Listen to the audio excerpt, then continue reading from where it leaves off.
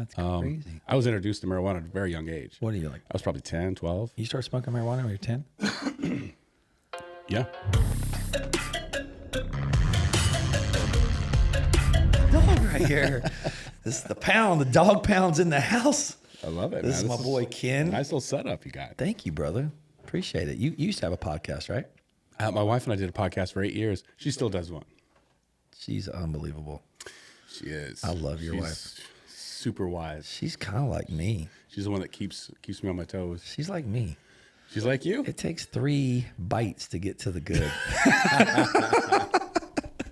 I think when I first took a bite out of her, I was like, what is this? She's spicy. And then the second one, I was like, not too bad. Third one, I was like, all right, I'll give it a chance. I think she said the same damn thing about me. She's like, what the freak? Who's this dude? I'm not sure about this guy. Yeah, I don't know. I'll try to wean. I don't know. Hey, cheers. Cheers, man. Dude, thank you for coming on the podcast. Absolutely. Absolutely. Ken, what's your last name? I'll give you one guess, and you'll probably get it. Smith. Yep. I always do that. There's It's just like a few of us that out seems there. to be one of my opening liners. Like when I have a podcast, I'll sit there and I go, "Okay, I'm on the phone with Ken, I got the bass and on. what's your last name?" Like, that reminds me of Howard Stern. Yeah. One of his programs. Yeah. He got a call from a girl, and he got her to sit on the speaker, and he would just go, She loved like just. She probably got off, didn't she? She did. Oh my Lord, was she a stripper or something? I can't remember. Howard I just Stern had remember some that. crazy That was ass in people. his movie. He had a lot of. Oh, that's right. Yeah, yeah. That's right. In the movie where he was the broadcaster in like college. Yeah. And then he got out. And then like that was I remember that. What was that movie? Was it him? Or I thought It was him. Yes, it's like his story. Yeah, it's awesome. So we're gonna drink some Whistle Pig, man. Yeah, man. I'm excited. This is the 15. This is just a regular 15. It's good. It's one of my go-tos. Just your regular 15, you know. Yeah. I mean, if you How much is that about, the 15? it's like $250. It just you know, your everyday average. Whatever. $250 bottle. You know what? If you can, you can. Yes, and you do. And I do. And that's what it's about. There's certain things in life you just got to treat yourself. It's true. That's You know, very I was true. just on the last podcast we just had. I had Dr. Ferrari. Doctor, what a name. Isn't that a badass He's got to name? be a plastic surgeon. He is a right? plastic Yeah. surgeon. How do you not have a name like that as a plastic And surgeon? here's the thing, man. He grew up driving Ferraris. When his But his name is actually Ferrari. his name's Ferrari. He grew up. Yeah. His family was from northern Italy, and Is there a relation between them? I didn't ask that question. I should have. I mean, There has to be some. Has to be some connection, somewhere. right? I'm sure there is. But he said he was 17 years old driving a 308 Ferrari that his dad paid 26 grand for. And 26 grand? 26 grand. What year? Oh my God, he's 60 years old, so probably so- 70s, I wonder what that translates to these days. 120 120? probably, Yeah. something like that. But he said he was going. He's a very Christian man, and he does missionaries. He gives back. He went to Kenya, and donated his time for plastic surgery and fixed a lot of people and stuff. I mean, he's just got a heart of Cleft gold. lips and that kind of stuff. He's just an amazing Yeah, guy. that's pretty wild. And his heart is genuine. That's why I love having good guys on there. Unfortunately, ever since you got out of prison, you became a good guy. So I you went lived. to prison because I was a good guy. Now I'm not. I know. I love it. So Prison referred me. anyway, this is Ken Smith. Yeah, he that's runs me. The Fix. The Fix. The Fix. Athletic Injury and Recovery Center. The Fix. That is a badass name. It took me forever to think of it, too. It's so simple, but it took me forever to figure it out. I think sometimes the simplest names are the best. That's true. Nice and clean, simple, kind of like your logo. Real It's talk. like clean, Mike simple, tells the story. I don't know. I follow this guy named Brad Lee. Yeah. He's kind of a motivator type guy. Like he's an ex-car salesman like me, so he's got that kind of charisma, and I like him. He's cool. Is he the one that did the logo? No, Brad Lee's a guy that has another podcast, and my buddy Rick, who helped me with the Sunstoppers logo, helped me create this, Okay. and I thought it was Yeah, pretty it's- cool. And It's perfect. yeah, I appreciate that. And Yeah, it looks I'm good, just man. working on, everybody in the world's got a podcast, but the thing is, I'm trying to get unique characters and content on there, real people, real business owners, real problems, real solutions. And, one reason I love having you on here is because you have a company called The Fix, and you've touched my heart, and you've helped me, and you've become one of my really close friends, and you know, I've confided in you in lots of different ways, and For sure. and you know, you just have a really good story, and I want to hear from high school. We're starting in high school? We're starting in high school, bro. Like, were you Okay. always this good looking? No, still not. You're a badass dude, man. What are you, Thanks, man. 6'4"? 6'4", yeah. Yeah. How much you weigh now? 230? No, about 240, 245. Okay. Somewhere in there. Yeah. Perfect. What's your perfect weight? 240, 245 is pretty nice. It feels healthy for me. That's clean for you? Yeah. Yeah. I feel like I'm about 13% body fat. That's And good. that feels pretty good to me. What was high school? Well, high school, I was a lot thinner. I was like more track athlete looking. Yeah. Basketball player. So, you know, in high school, I beefed up a little bit, but military is really where I beefed up. So your story is really unique. You grew up, your parents were they missionaries? Not at all. What were they? They were potheads. Ah, yes. They were missionaries in a different Yeah, way. they were missionaries. Yeah. Your parents were potheads. Had a different kind of mission. Yeah, their mission was free love. Yes. How many brothers, sisters you have? I've got 4 brothers, 1 sister. So they believed in having sex. Well, okay. So my parents had me, Okay. divorced, Okay. got remarried, Yep. had kids. So they're half brothers and Okay, sisters. got it. Yeah. So in high school, where did you live? High school, I lived in, well, let me take you back just a little bit Sure, further. take just, me just back. set up Beaumont. Love it. Set up the high school. I grew up on a ranch out in the middle of nowhere, Where's middle nowhere? up above Palm Springs in Southern California. That's nowhere? So, yeah, man, it's, Really? yeah. I think California is overpopulated. Well, where we were was pretty desolate. Okay. It was like Deserty where or- high desert meets the mountains. Okay. So you had pine trees, but you also had cactus, very sandy. So That's unique. It was very unique, yeah. So it was an interesting lifestyle because we would drive cattle up the mountain during the summer, down the mountain during the winter, so that they would stay. Cattle. Yeah, You drove cattle? yeah, many times. No. What do you do? Yeah, How do you rode drive horses. cattle? You rode horses? Yeah, we trained horses. Really? What kind of horses? You name it, anything that, you know. My stepdad was a horse trainer, so he would get people all different types of horses that would come in. What's your favorite horse? I would have to say an Arabian. They're sleek, lean, fast, smart. Do they listen to you when you ride them? Yes, they're very charismatic. They got their own personalities. You just have to work with them. How do you get an Arabian horse here? You have to import it? No, they have a lot of them here now. Yeah, they're not specifically for cattle ranching, so they were a little unique to our farm. But That's cool. That's really cool. so anyway, that sets me up for when I graduated middle school. I went to live with my dad. He lived in Beaumont, which is in the pass between Los Angeles and Palm Springs, and I grew up in that pass for high school. Super cool. Eh. I mean, for me, I'm born and raised here in like kind of Charlotte, North Carolina, man. I actually rode a couple horses at the place called Pine Lake Stables. It was right behind our house, and I used to go there and like clean the horses after school. Oh yeah, And these girls had the tightest little cute little outfits on, their riding boots, and I'm over there like, I'll clean your horse and give it carrots. Can I just watch?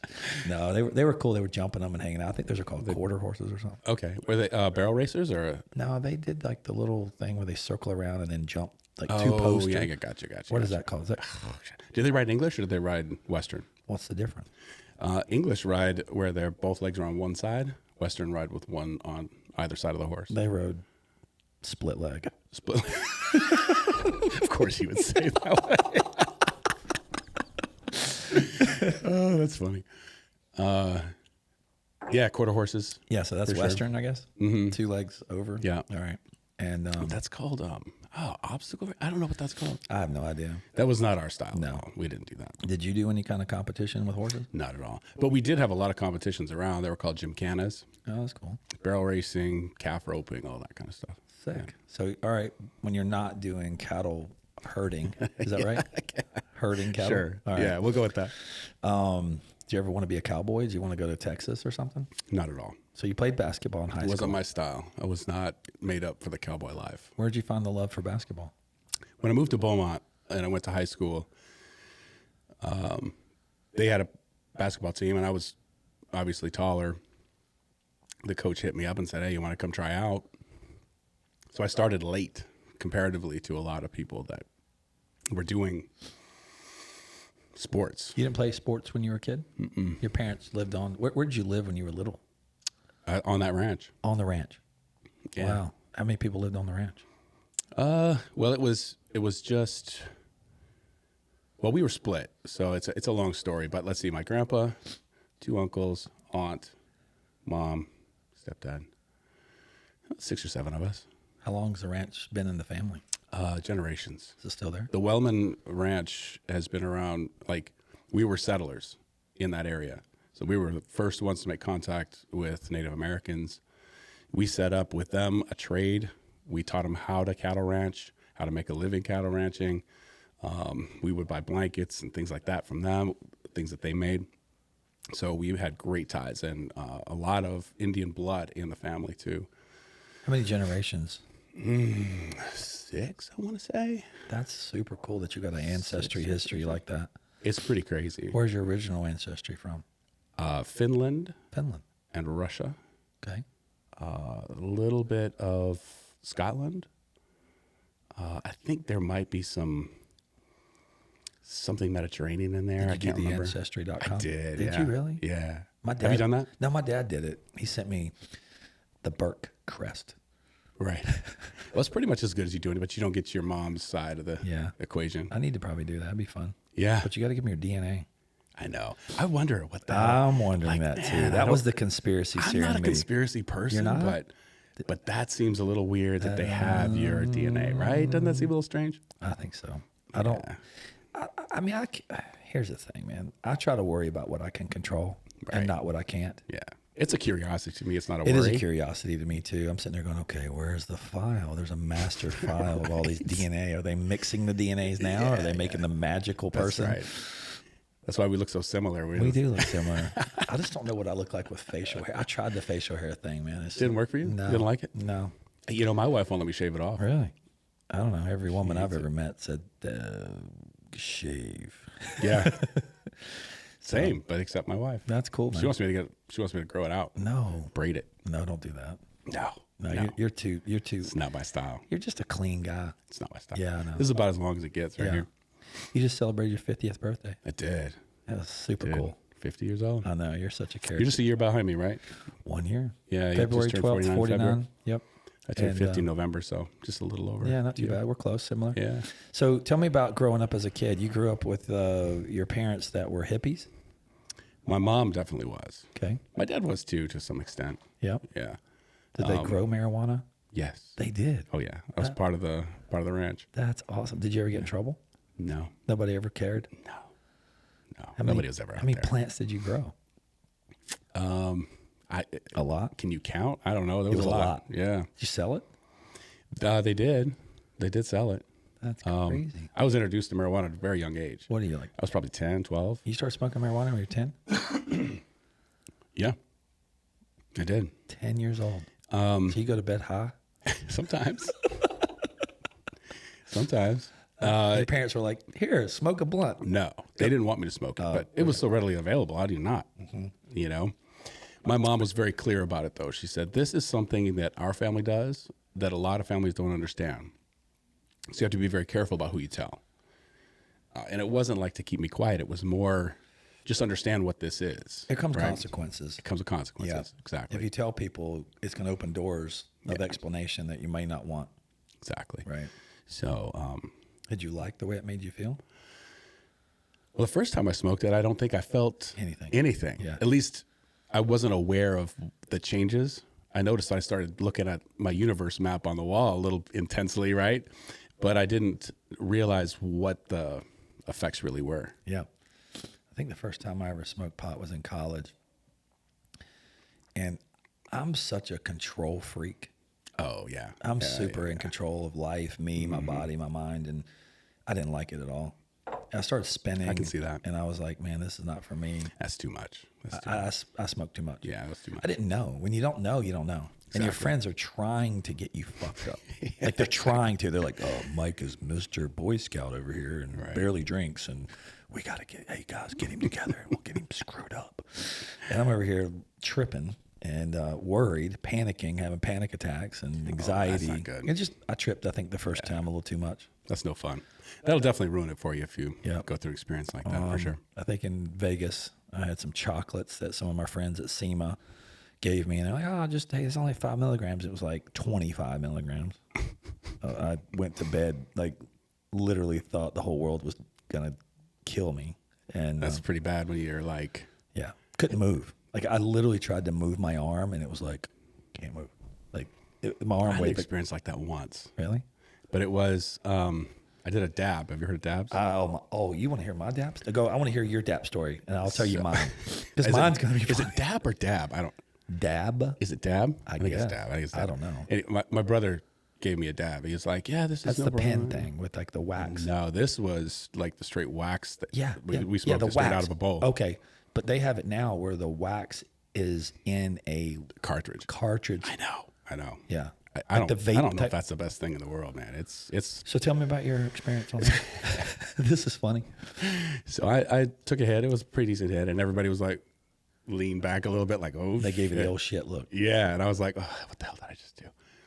So the next thing I know, I wake up. I'm outside of my my uncle's house, in a lawn chair, and I'm looking at my crotch, and I'm out of a piece of drool that's hanging down like this out of my mouth, and my glasses are like hanging off my face like this, and I'm just like, and I wake up and I have a water bottle. Was like 10 seconds later? I don't even remember how long. I don't recall. Right. I don't remember getting to the chair. Yeah. I had a water bottle between my legs, and I was like, God, I'm so thirsty, but I can't reach my water bottle. That's funny. I just can't move. So I was kind of with your experience where you couldn't move your arm. Man. So I was in a shop, one of my tent shops, and one of my really close friends, one of the guys that tinted windows for us, he smokes all the time. Like, he's a veteran, right? Knows all the strains, knows all the right ones, knows everything in the world about it. I don't know enough about this stuff. I'm just like, whatever. So I'm trying to fit in. I'm the boss. So it's like, I'm not the stiff guy. Okay, guys, I'll try it. And so I go back there, and we're doing some paint protection on a car, and they come back, hit this thing.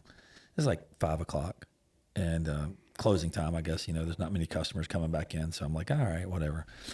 They go, so I like the rolled up paper joints, like the ones that have the real marijuana in it, like where I can see. Oh, like a blunt. Not blunts, because I don't like blunts. I like the real rolled up paper stuff. Oh, yeah, like a zigzag. Is that what that's called? Yeah, okay. Yeah. So there was an old tenor of mine years and years ago that used to roll me some. And at night, I get anxiety throughout the day and stress. So at night, I'll sit back and maybe take one hit. I'm like the one hit wonder, man. I'm like, that's it. I'm done. All I need too, man. And I just don't like to be out of control. Yeah. I told some of my guys, I was like, look, the wheels will come off the ground, but they're not going to the sky. Because if they need to land, they can land. Like, my wheels come off the ground. I'm like, all right, I'm cool. I'm floating. But then all of a sudden, if my wheels need to hit the ground, boom. Like, I don't need to go in the clouds and like disappear. Right. Like, that's not me. So anyway, I get back to the shop, and I've been at the shop, and we're closing up, and they go and smoke this thing, right? And I go, what is that? And I go, oh, this is our new pen, whatever. It's like a vape pen, but it's got wax in it. And I'm like, wax? They go, yeah, it's like marijuana. You want to hit it? And I was like, it's like marijuana, right? It's marijuana times 10. Times 50. Times 50, right? Yeah. So I have this diesel van that we race motocross in, and I drove it there to work that day. And I literally go into the back. I take this hit, and I smoke it like I'm smoking a joint. And I go, and I blow it, and smoke literally from this table hits the other side of the room. Yeah. And my guys look at me and they go, oh shit. That's happened to me too. They go, holy shit, bro, hold on. So I get some film in my hand, and I start doing this fender on paint protection where it's like a sticker. Oh, you're working. I'm working still, right? And I literally, like, I smoke it, I go back to work. And I'm literally holding the squeegee, and I'm looking at this, and they're laughing at me. And like 10 minutes go by, and I think I squeegeed 1 inch. Very meticulous work. It was the best 1 inch of my life. And That's what she said. Yeah, that's fine. It grows. But anyway, I walk outside and I said, guys, I got to go. I don't feel good. I went out to my van. I left the car running because it's diesel, right? Yeah. And I turned the AC on and I fold the seat back and it was like 1 a.m. I woke up at 1 a.m. I was like dizzy and insane. Still. Yeah. And it was insane, man. It was crazy. That's no good. Yeah, that ruined it for me. That's not the way it was supposed to be. That's just not how I'm It's really not. I did a couple gummies a few times when I was in Colorado to go to sleep, which is a 1-to-1 THC to CBD. Yeah. So the CBD stuff I like. It just mellows me out just enough. Mixed or by itself? I think mixed. Yeah. It has a little THC, very little, like 5 milligrams, and To then one and CBD. to 1 CBD. So it's like a 1-to-1 is what it's called, or 5-to-5. It's a 5-to-5. Oh, 5 to 5. Yeah, that makes sense. So it's a 5 CBD to 5 THC, and it seems to just give me just enough to decompress. But like, I don't. 5 milligrams is perfect. That's what. That's a great. It's like microdose. Yeah, You know. it's very simple. Yeah. I'm not a big guy like that. I mean, Yeah. I don't like to lose control of my brain. Anyway, so saying. you're back in California. You're playing basketball.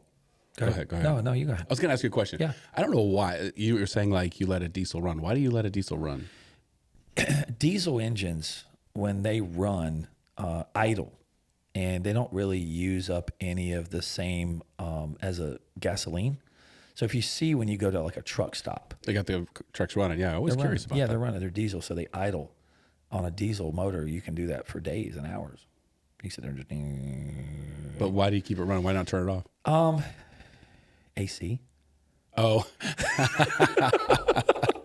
But like, is that why they do it? No, at the the truck thing is, stops? well, 'Cause they're in the if back and they wanna yeah, sleep they're in with the AC back on? and they're sleeping in the back, and then all the electronics work. So you Okay. have like your battery has inverters on it, so you want to watch TV. Oh, gotcha. It lets the power of the motor run all the electronics. Okay. So Because you- I see people sit with their diesels running. I'm like, why do they do that? Yeah, yeah, and the thing is, it has a glow plug, from what I understand. A glow plug is basically what ignites the motor to crank. It doesn't work on the same. Oh, okay. I'm going to say, I think the velocity of the same motor is how a combustion motor. It's different, like the gasoline versus. I know diesel. it's different. I'm just curious. I don't know all the the differences. answers. I mean, I have a little bit of knowledge, but not a ton. Yeah. But anyway, so you're back in California. You're smoking pot at 10. You're playing basketball. You've not played basketball until you're how old? 14, 15? Yeah, I was about 15. 15. So you played high school basketball. Mm-hmm. And 14 to 17, yeah. And then you played in high school, and you were pretty good. Then you made it to college. I did. Well, I went to the military first. Oh, so you went to high school to military. Yeah. What military? Air Force. You were Air Force? Yeah. How I was long Air were you Force there? paramedic. 4 years. What'd you do there? Well, a lot You said of things. medic? I was a medic, yeah. What does that mean? So I was a paramedic. So our job was my first job, after I'd gone through the training, was to work in an emergency room. After we worked in the emergency room, I got transferred. It was during the Gulf War. I got transferred to the Philippines. And from there, we went all over the place, all through the Pacific Air Force, through any Asian country I've probably been there. And then during the Gulf War, from the Philippines, we went to Kuwait, and Kuwait to Egypt. So I was there. We were just kind of support for anything that was going to happen. We didn't really do much, to be honest. Right. There was only one call that we had where we had casualties and injuries and things like that. But we were just playing football and cards most of the time because during the beginning part of that war, there wasn't much. You went to Egypt? Yeah. In Egypt? Yeah. What, Cairo? Yeah, just outside of Cairo. That's badass. Yeah, it was Dude, I pretty cool. want to see Cairo so bad. It's pretty cool. Did you tour the pyramids? Yeah, we did. Did you get on a camel? Did. Yeah. You rode a camel? Yeah, I Tell rode a me camel. about that. Compared to a horse. Well, they're a lot higher than a horse. I will say that. You're way scary. the hell up there. Is it scary? No, I mean I'm used to riding animals, so I felt like What, are they about 6 feet off the ground? you're a lot higher than that. Higher than 6 feet? Well, I'm already 6 feet. Yeah, I know, but like their ass is higher than that. Oh, So well, I would be about 10 to 12 feet high. but from the base, Yeah, if you're sitting in the humps, Yeah. right? You're probably 8 feet off the ground. 7.5 maybe off the ground. That's pretty high. Yeah, they're big animals. And they can hold your weight. Yeah. Oh God, yeah. They can hold a shit ton of weight. Yeah, they can hold a lot of weight. Yeah. Haven't you see where they run them through the Silk Roads and Yeah. they've got them just Full of shit. full of shit? Yeah. So you're over there riding a camel in Egypt. I love the commentary. So you're 10 smoking weed. Tell me more about that. Yeah. Then after that, I got put on a kind of a PR humanitarian response team called the Vitamin. And our job was to go to, if there was disasters, we were called to them. So if there was a typhoon and it tore through a neighborhood or tore through a country, we'd go to support. Or if there was a big fire, a big earthquake or something like that. Like the Red Cross for the military. Right. Yep. But our job when there wasn't a disaster was to go to the perimeters of bases and make sure that the people outside the base were healthy. So we would give STD shots, IV fluids, vitamins, just kind of healthcare needs outside the village and the villages around the bases. Making friends. Making friends, but also making sure that the health and wellness of everybody around you. Exactly. Yeah. Yeah, because if there's a lot of disease outside, it gets in, right? Was it safe being there in Egypt? In Egypt? Yeah. No. It wasn't dangerous, but it definitely wasn't. Like, you didn't travel alone. You always had a buddy with you. You had buddies with you? Yeah, you always traveled. And you were never in uniform when you went into the cities. Wow, but people knew. Like, they knew you were military. I mean, you could just look at a person and see their haircut. What would they military. wouldn't get by messing with you guys? What would they get? Yeah, I mean, what's the motive? Like, if you're safe, like what just was the not threat? liking us? They just don't like you. Yeah, but Egypt was fairly safe. It was fairly safe. It wasn't too bad. Why don't they not like us? Because we're invaders. We came to their country. We came into their country, and we're trying to be friends with them, but they don't want us there. And they just want to live their life, but they like our money. In there. Yeah, they do. They like our tourism. But Egypt's got a decent amount of money. That's a pretty wealthy country. Yeah. Well, that's where it all started. Right? I mean, you think about it. Yeah. That's where all it started in Africa, right? Sort of. Yeah. That's where it began. But yeah, Egypt's no joke. A lot of culture. A lot of culture. I would love to go there and learn. Oh man, so much to learn too. I could spend years there just learning. I would love to go back as a tourist, a quote unquote civilian. Yeah. Let's go together. Let's do it. I would love to do that. I'm in. Let's do it. Let's go. But I would tell you this, though. It's a beautiful country. If I do go to a country like Egypt, I would like to hire someone there who has got some type of background in defense, some type of knowledge of the country, who's well liked and known throughout the area, who could be a guide for me. Absolutely. I've reached a level. I agree with you on that. I just feel like I pay $1,000 for for 3 days and say, listen, man, I'm paying you $1,000. You protect us. You make sure we drink good water. Right. We don't get messed with. Like, that's smart. I would do that. My best friend is from Mexico City. Trip insurance. It really is. I think you're not even kidding. My buddy's from Mexico City, and he's like, just stick around me. And he took me through, and it was a great experience because I have a friend from Colombia, South America, and he told me the same thing. He's like, we go to Colombia and you're with me, right? You're fine. Right. Nobody's messing with you. Exactly. And I said, if you come to Charlotte, North Carolina, I got your back, buddy. Mike Burke is well known. Nobody will mess with you. And Mike, you just say Mike Burke. You say Lightning. Lightning. That's Lightning Mike. That's why I got a little lightning bolt on my son. Is that? Oh, that's I like the homage. Lightning That's Mike. Great. That's what my name was for years, man. Lightning Mike. If you just say the word Lightning Mike, some people are like, oh, I remember that guy. Yeah, I remember that guy. They don't remember me as being bald, though, so that look different. What'd you look like with hair? A nerd. A nerd? Come on. I look nerdy, man. I don't think I've ever seen a picture of you with hair. I'll show you. So, like, was it blonde, brown? No, it was dark hair. Dark hair? I look like Tom Cruise. Did you, like, part it down the middle like Bart Simpson? Off to the side, baby. Off to the side? A little part to the side, came over to the side. Did you have, like, the flock of seagulls thing going, or was it kind of flat? I had a little foo-foo in the front. Yeah. I think they would call that a poof. A poof? A poof. Okay. You know, the girls used to poof their hair in the front. Oh, yeah. But that's like in Jersey, right? Yeah. Did they do that down here, too? In the South, they did it, man. They poofed it up. Hairspray Central. Oh, yeah. The Aquanet 80s. Days. Oh, Lord, yes. man. I remember. I remember those days. Hey, I Aquanetted, too, man. I had hair once upon a time. No, I think I look like a nerd. I shaved my head when I was working out in the gym probably 10 years ago. I had a yarmulke, didn't even know it. I was a built-in little circle in the back of the top of my head. A reverse yarmulke? I guess. It was a circle on the top of my head, like that little... Like where no hair was? Like right there, like at the top. So you bought it from the back? A little bit, yeah. And so I'm over there doing some, I guess, I was leaning over doing what I guess like a seated row shrug or something, and I had my head bent over, and I looked in the mirror, and I was like, holy shit. I looked up to my friends, and I said, guys, you know, they go, yeah, I thought you knew. I had no idea. Really? I had hair on the top, so I parted it over, and it was thinning a little bit, but it was like, I started taking You don't ever like feel back there and go, oh, yeah. it was not all the way gone. It was like enough to be visible. Okay. It was like you could cover it up enough with the hair. And I started taking Propecia. Propecia. What, did that work? No. No? I mean, barely. Then Really? I started taking Rogaine. And then I was working out doing, with this gym called Hoist Gracie Jiu-Jitsu. And I had a trainer. His name was Snake. Snake, and, of course it was. Yeah. And his name's Haley, actually. I'd go by Snake. My name is Haley, too.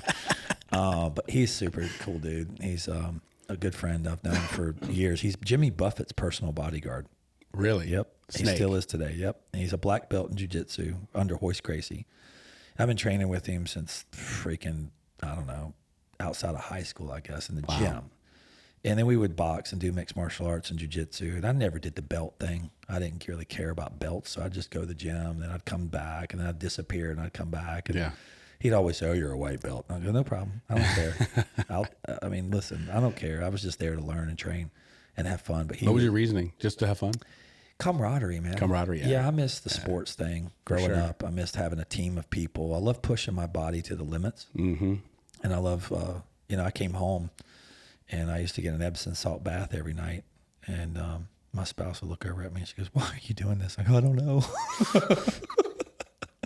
But it was... we like to torture ourselves. It was a driving force, man. But we would work out every day at the gym in the morning at like 5:36 in the morning. And he would push you to the limits. I mean, this dude was a beast, man. And he instilled a lot of like just discipline. And I looked over and I said, man, why didn't you guys tell me? And he goes, man, I thought you knew. And the next day, he goes, why don't you shave it? So I shaved it. Next day, I shaved it. And I come in the gym and everybody's like, bro, you look badass. I liked it. But you were a little pale. A little right? pale. Yeah. I had that glow. I had that too. It's called the halo glow. The halo, yes. And then my wife was looking at me like, what the fuck did you do? And she didn't talk to me for like 2 weeks. Are you kidding me? And it was funny because we went to a party and we went to this party and I was like, I started getting a little color back in it. Yeah. And all the girls, like all her friends and people we knew, just everybody kept coming up to me going, oh, Mike, you look tough. You look, oh my Lord, man. They started like, I'm like, what the hell? I kept hearing rumors about bald-headed guys, right? Right. And I'm like, damn, I really like this bald-headed look. Right, yeah. Shit, The Rock, the Vin Diesel, all the guys, tough guys, right? So I look tough. I wasn't that tough. I was tough, but I wasn't like a tough guy. I was a nice guy. And so now I had to play the tough cards. So I had to get the big. Yeah. I noticed your voice dropped a couple octaves there, right? Got to be the tough guy, right? So if you ball head and work out, you got to be the tough guy. That's right. And so I owned it, man. I loved it. And then everybody kept saying, well, damn, Mike looks so good. And then that's when she actually started liking it again, or liking me again. So it was 10, 15 years ago. I mean, I thought you were going to say it was 10, 15 years before. No, she never liked me. No, she did. She's a cool. But I've moved on since then. Yeah. Yeah. But the... So yeah, it's just interesting to hear different perspectives on the balding process for men. You know, mine was a little different. I bald from the front. Yeah. I started balding pretty young. I was like 24, 25. That's young. And I didn't do the comb over. I didn't do any of that. I just cut it short and bleached it. Bleached it? Yeah, I went with the bleach. bleach. You went blonde? I bleached it blonde, yeah. Were you dark haired normally? It was kind of sandy. Okay. Kind of like, like Did you get more attention blonde? Well, I don't Spike know. it up? Did you have like No, it was just kind of cut short. Yeah. And then one day I just said, I said, you know what? This is coming off. I'm tired of bleaching it. Yeah. You were 24, 25? I'm tired of effing with this. Yeah. You're still in the military? Let's see. No, this was I was married. Yeah. Yeah, because when I got married 25, 24? No, I was 28. 28? 28. So you shaved it, what, a year or two before that? No, I shaved it after. Okay, so you're 28 years old, shaved your head. Shaved my head. Owned it. I nicked the shit out of it. Did you? I did. You got the wrong razor. Oh, I did. I fucked it up. So it took me about 3 weeks to recover from that. Like, I'm not shaving again. I'm like, well, I think I'll attempt this again, right? Yeah. So I finally like took my time and did it right. And I was like, I kind of like this. I like the feel of it. It feels really cool. Yeah. I'm very sensual when I shave. I'm sitting there in the morning with my, I use the big foamy lather stuff, and I'm sitting there going, I'm making love to my head today. Are you really? I do it slow, man. I do it so slow. I'm sitting there like, It's like, I don't know. It's, Take your time. It's really cool. Take your time. I love the time. I love it. I'll take at least 10 Foreplay, minutes. baby. I like it.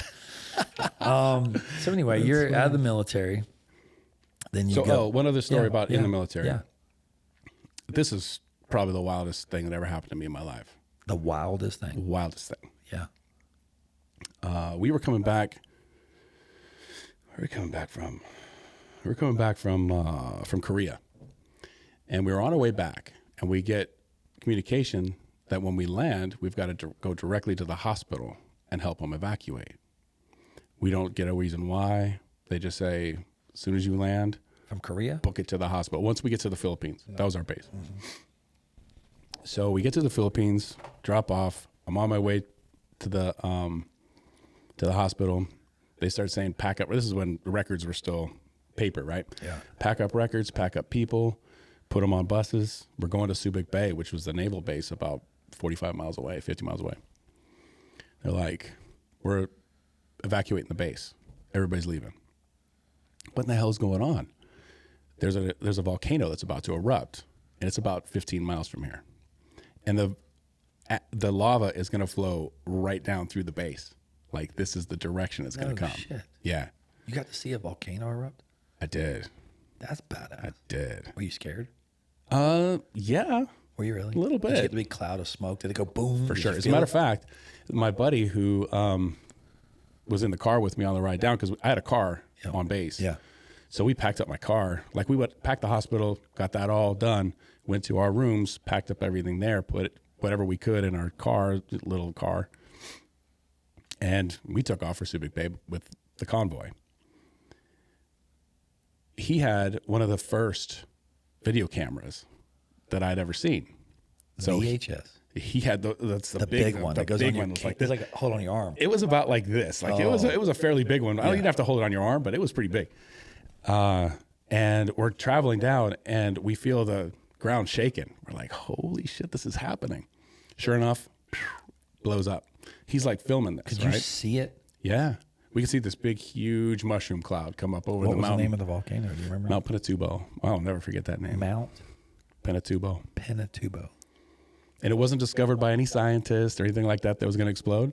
There was villagers that lived near it, and they like hearing it. started telling everybody that the ground was shaking and they could feel this was going to blow. So they saved a lot of lives. Saved a lot of lives, for sure. Did anybody die? Oh, yeah, definitely. As a matter of fact, well, we'll get to that story in a second, if you're cool with that. So we're on our way down, and this guy's recording the whole thing, right?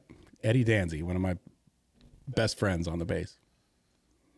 I'm watching, like, this is years later, 10, 15 years later, I'm watching a National Geographic thing on volcanoes. Mount Pinatubo comes up. I'm like, oh, dude, this is where I was. My wife is sitting next to me, and we're talking about it.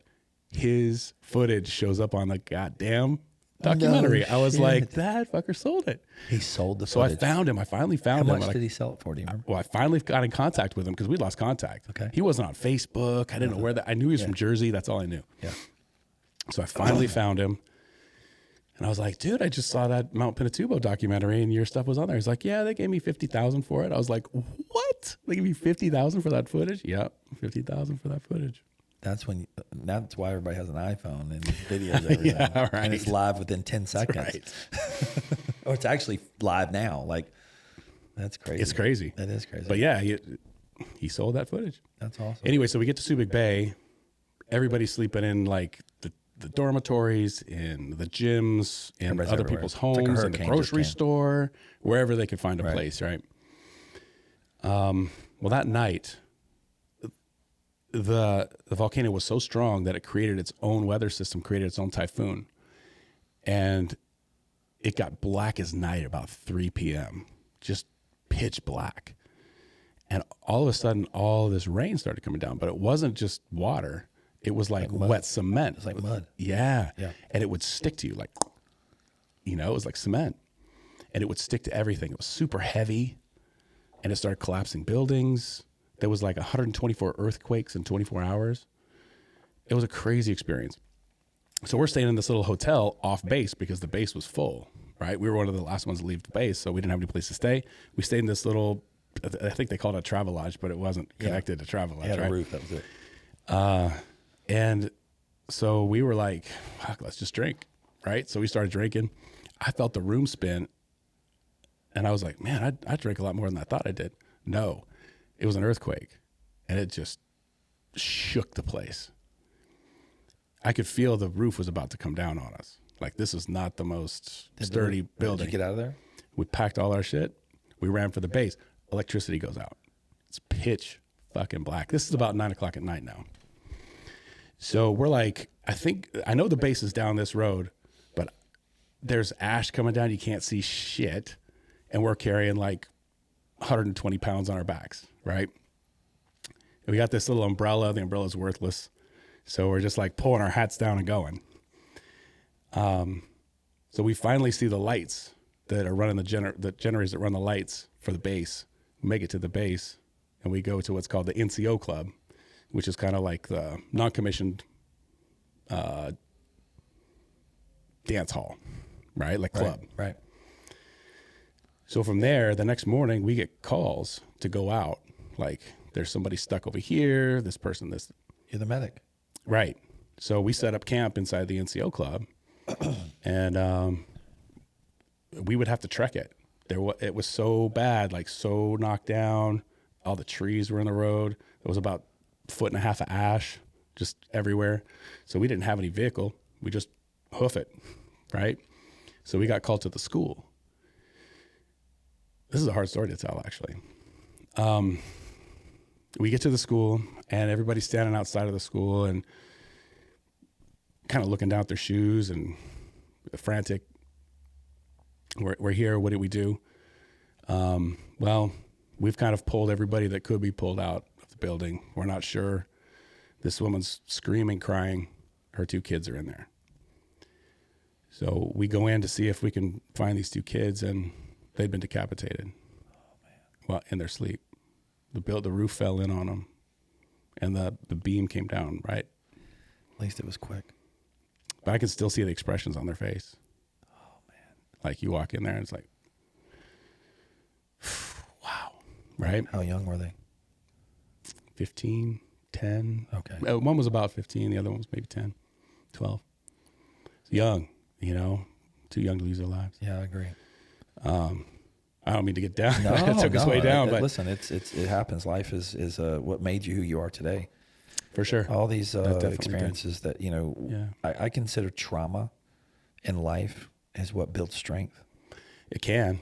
It can. It definitely or can. It can feel weakness and you turn down a bad, dark path. Yeah. It can be hard to get away from.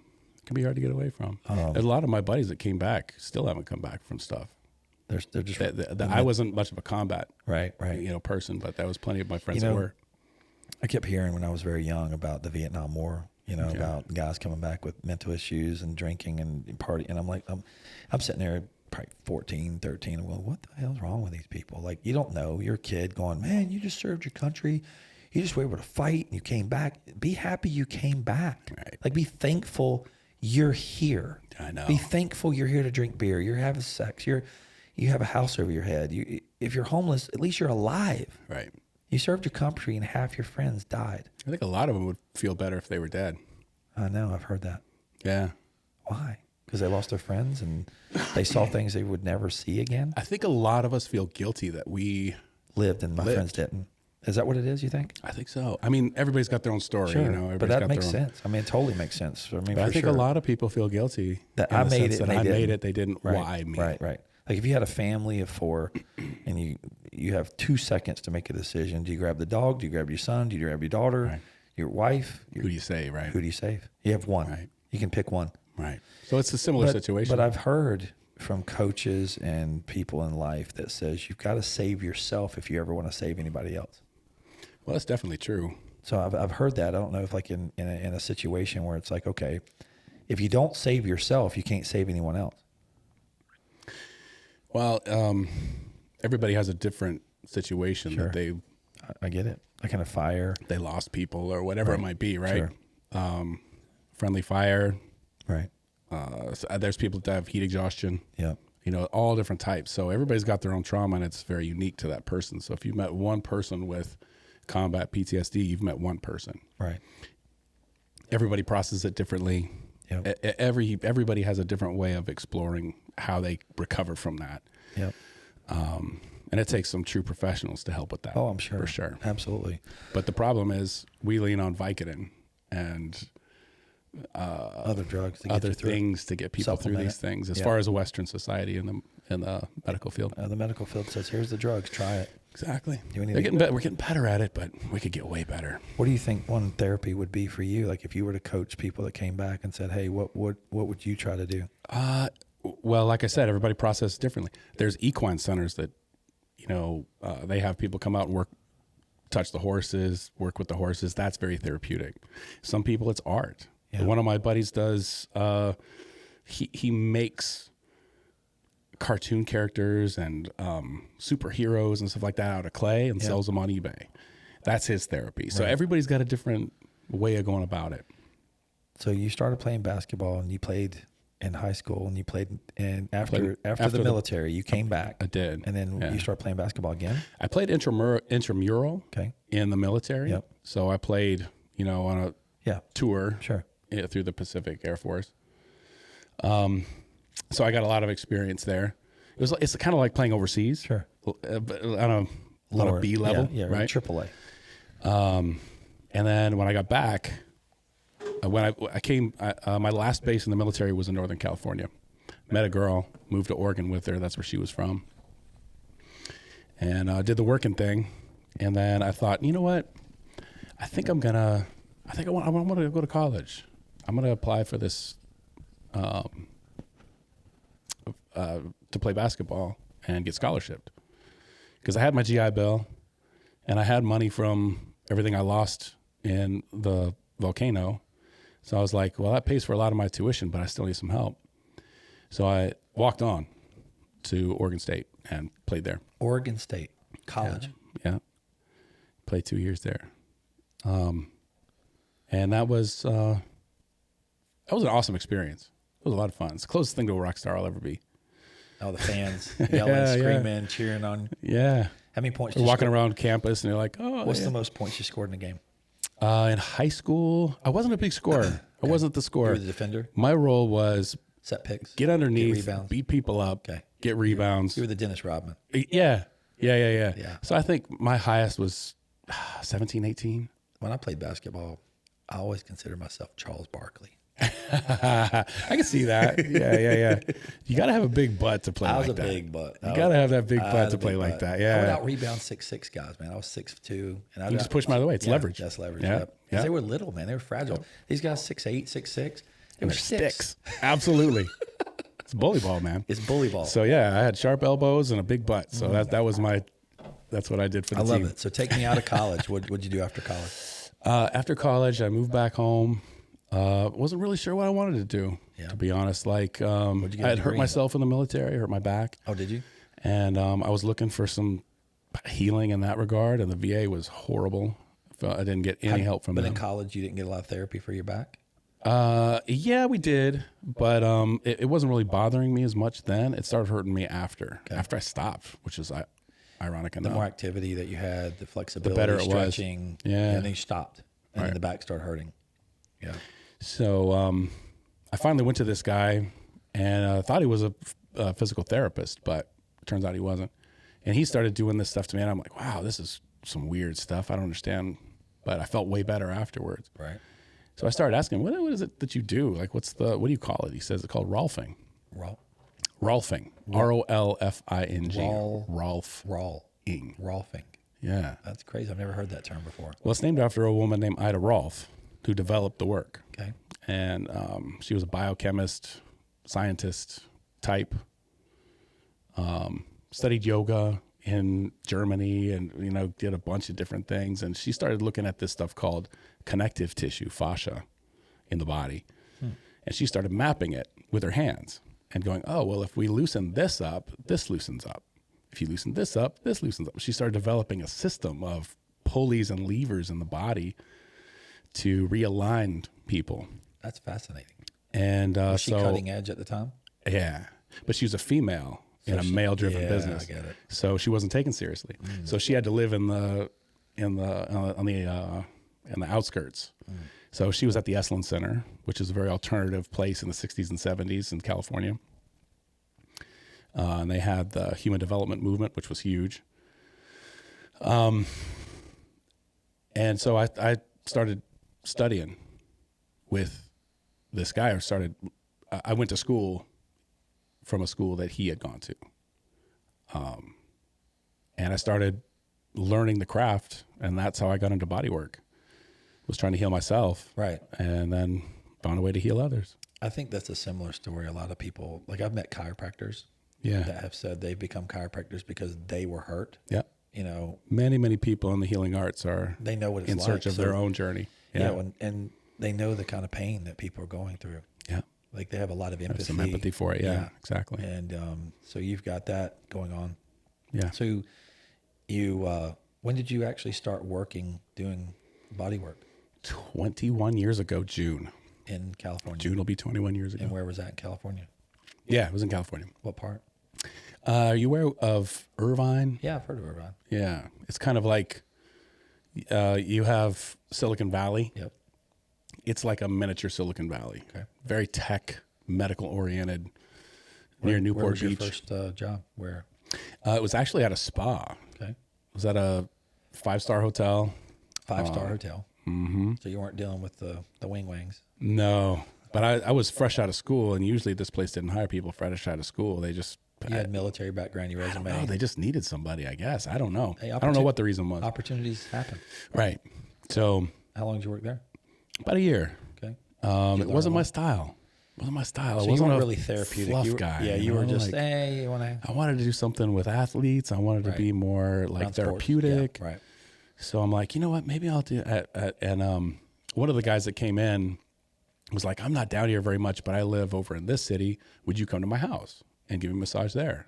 Really wealthy guy. And I was like, why not? So then he started introducing me to all his friends. Who are wealthy guys. Wealthy people. Right. And I started Networking. yeah, and so I started a in-home call business. Doing therapeutic work. Doing therapeutic work. And this guy is a friend of yours today? Yeah, he is. Yeah, and you helped him. Yeah, he's awesome guy. And you would work on him how long? Like once a week? Once a week. Him and his whole family. Okay. I had worked on him and his family. Like he said, Thursday's my day. He's like, I'm buying come you for over to the Thursday." house. Yeah. We'll feed you. We'll take care of you. We'll get you 6-7 people a day. And I was like, all right, I'm in. Did you bring your own Big table? Italian family. He had like tons of, his family's huge. Did you bring your own table? Yeah. Well, he had his own too. He had a gym in the house. So you just created your own space? Yeah. So I just cleared a space. There was a space in the gym What that was would you clear. bill him for that? Well, this was 18 years ago. Okay. So let's see, 19 years ago, actually. Like $200 or $300? See, I was charging him $160 for a 90-minute. You were charging him $160 For a 90-minute back then, yeah. back then. Yeah. Wow. That's for the house call though. Yeah. And then what'd you get for the other 5 or 6 people? Same. I just kept the rate same. Wow. So you're making $1,000 a day Yeah. on a Thursday? On a Thursday. Just rubbing people. Just rubbing people. Was there any problems or ailments they had that you had to work Yeah, on? definitely. Like what? Well, a couple of them. One of them was motocross. I got into X Games through him. Dude, I'm wearing my Monster Energy shirt. I love now. it. You got the Fox. Come on, man. Yeah, my son raced dirt bikes. I remember, yeah, you told me that. That's amazing. What was I talking about? So he rode dirt bikes. Yeah. So I got into the motocross world through him. There was another one that was a cyclist. Who was the most famous motorcycle rider back then that you worked on? Oh shit! Now I don't remember his name. That was a long time ago. McGrath? No, You don't work on those guys? No, but I'll tell you what, man. Working on motocross guys, they are the most beat up people I've ever worked on. Just broken everything. Oh yeah, collarbones. I mean, you name it, they broke it. Yeah, wrist, elbows. It's definitely a challenge working on those guys for sure. I mean, they're pushing the limits. I mean, Yeah. They said when my son started riding dirt bikes, everybody said, this is the most intense, brutal, athletic, like, I'm trying to remember the exact words where it was like the most demanding sport on your body. Yeah. Oh, for sure. Your legs, your feet, your attention span, your adrenaline's pumping the whole time. You got to be on the entire time. Yeah. Yeah. And, my son is ADD, and he's a brilliant kid. I love him to death. But we rode on our dirt bike when he was a kid. He started riding around the pond. He'd come back. I'm out of gas. I'm like, all right, I put gas in it. And I'd come around and ride out of gas. I'm like 4 hours later, he's rode 3,000 miles around my pond. And I'm like, what the hell? And I had some friends out there. They're like, bro, your son's pretty fast. You might want to get him on the track. And I'm like, what are you talking about? And then they said, you need to buy a 65 and not this bike. I'm like, what's a 65? Then next thing you know, what's an 85? And then next thing you know, what's a 125? But I went all in. I didn't know a lot about it. I grew up riding dirt bikes a little bit when I was a kid. Not grew up, but I was like 14, 15, I had a dirt bike. So I love motorcycles. So we got into that. And I started hearing all these guys at the next level. You got to race at this level, and then once you win these races, you move to this level, and then when you win these races, move up to this level. I'm like, I didn't realize there was all these levels, but it was like, football, basketball, all these sports. They don't understand the demand this has on your body. It does. It's amazing. Yeah, it's from somebody who has worked on those people. I can guarantee you that that's one of the roughest sports on your body. It's pretty tough. It's brutal. I told one of my friends one time, I said, well, why are y'all in motocross? I said, well, my son is playing a video game.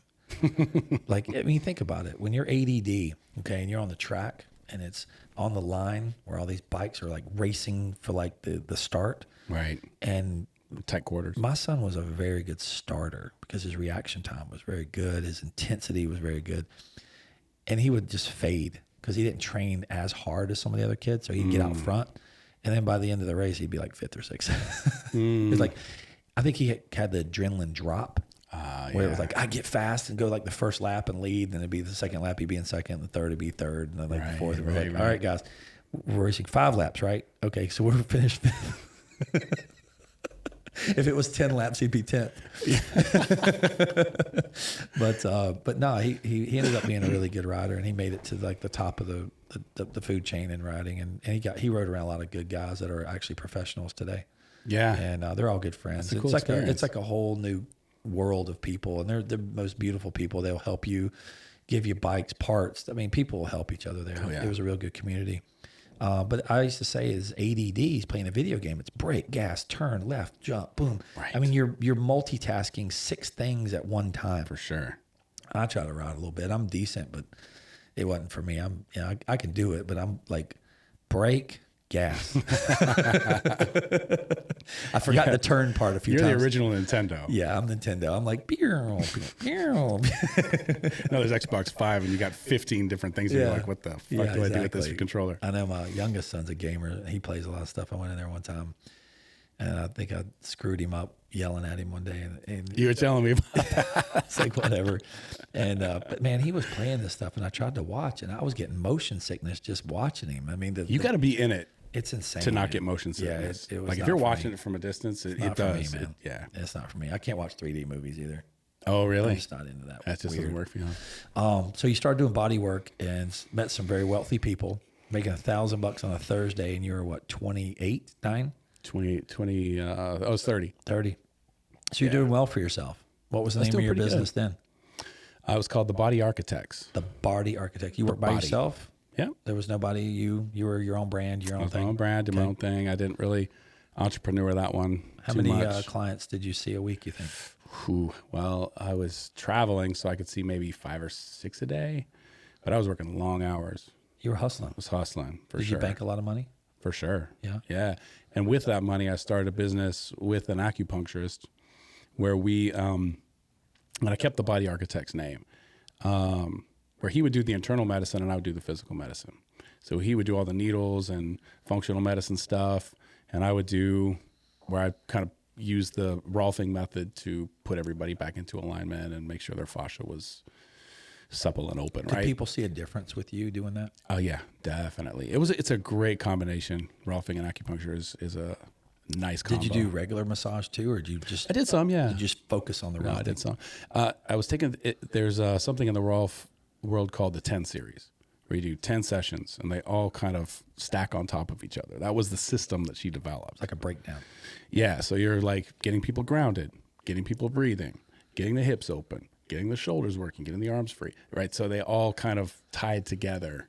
How many sessions? 10? 10. And how long would that take? 10 weeks. Okay, once so one a week. Okay. Yeah. $160 a session? 90? Yeah. What Well, was 60?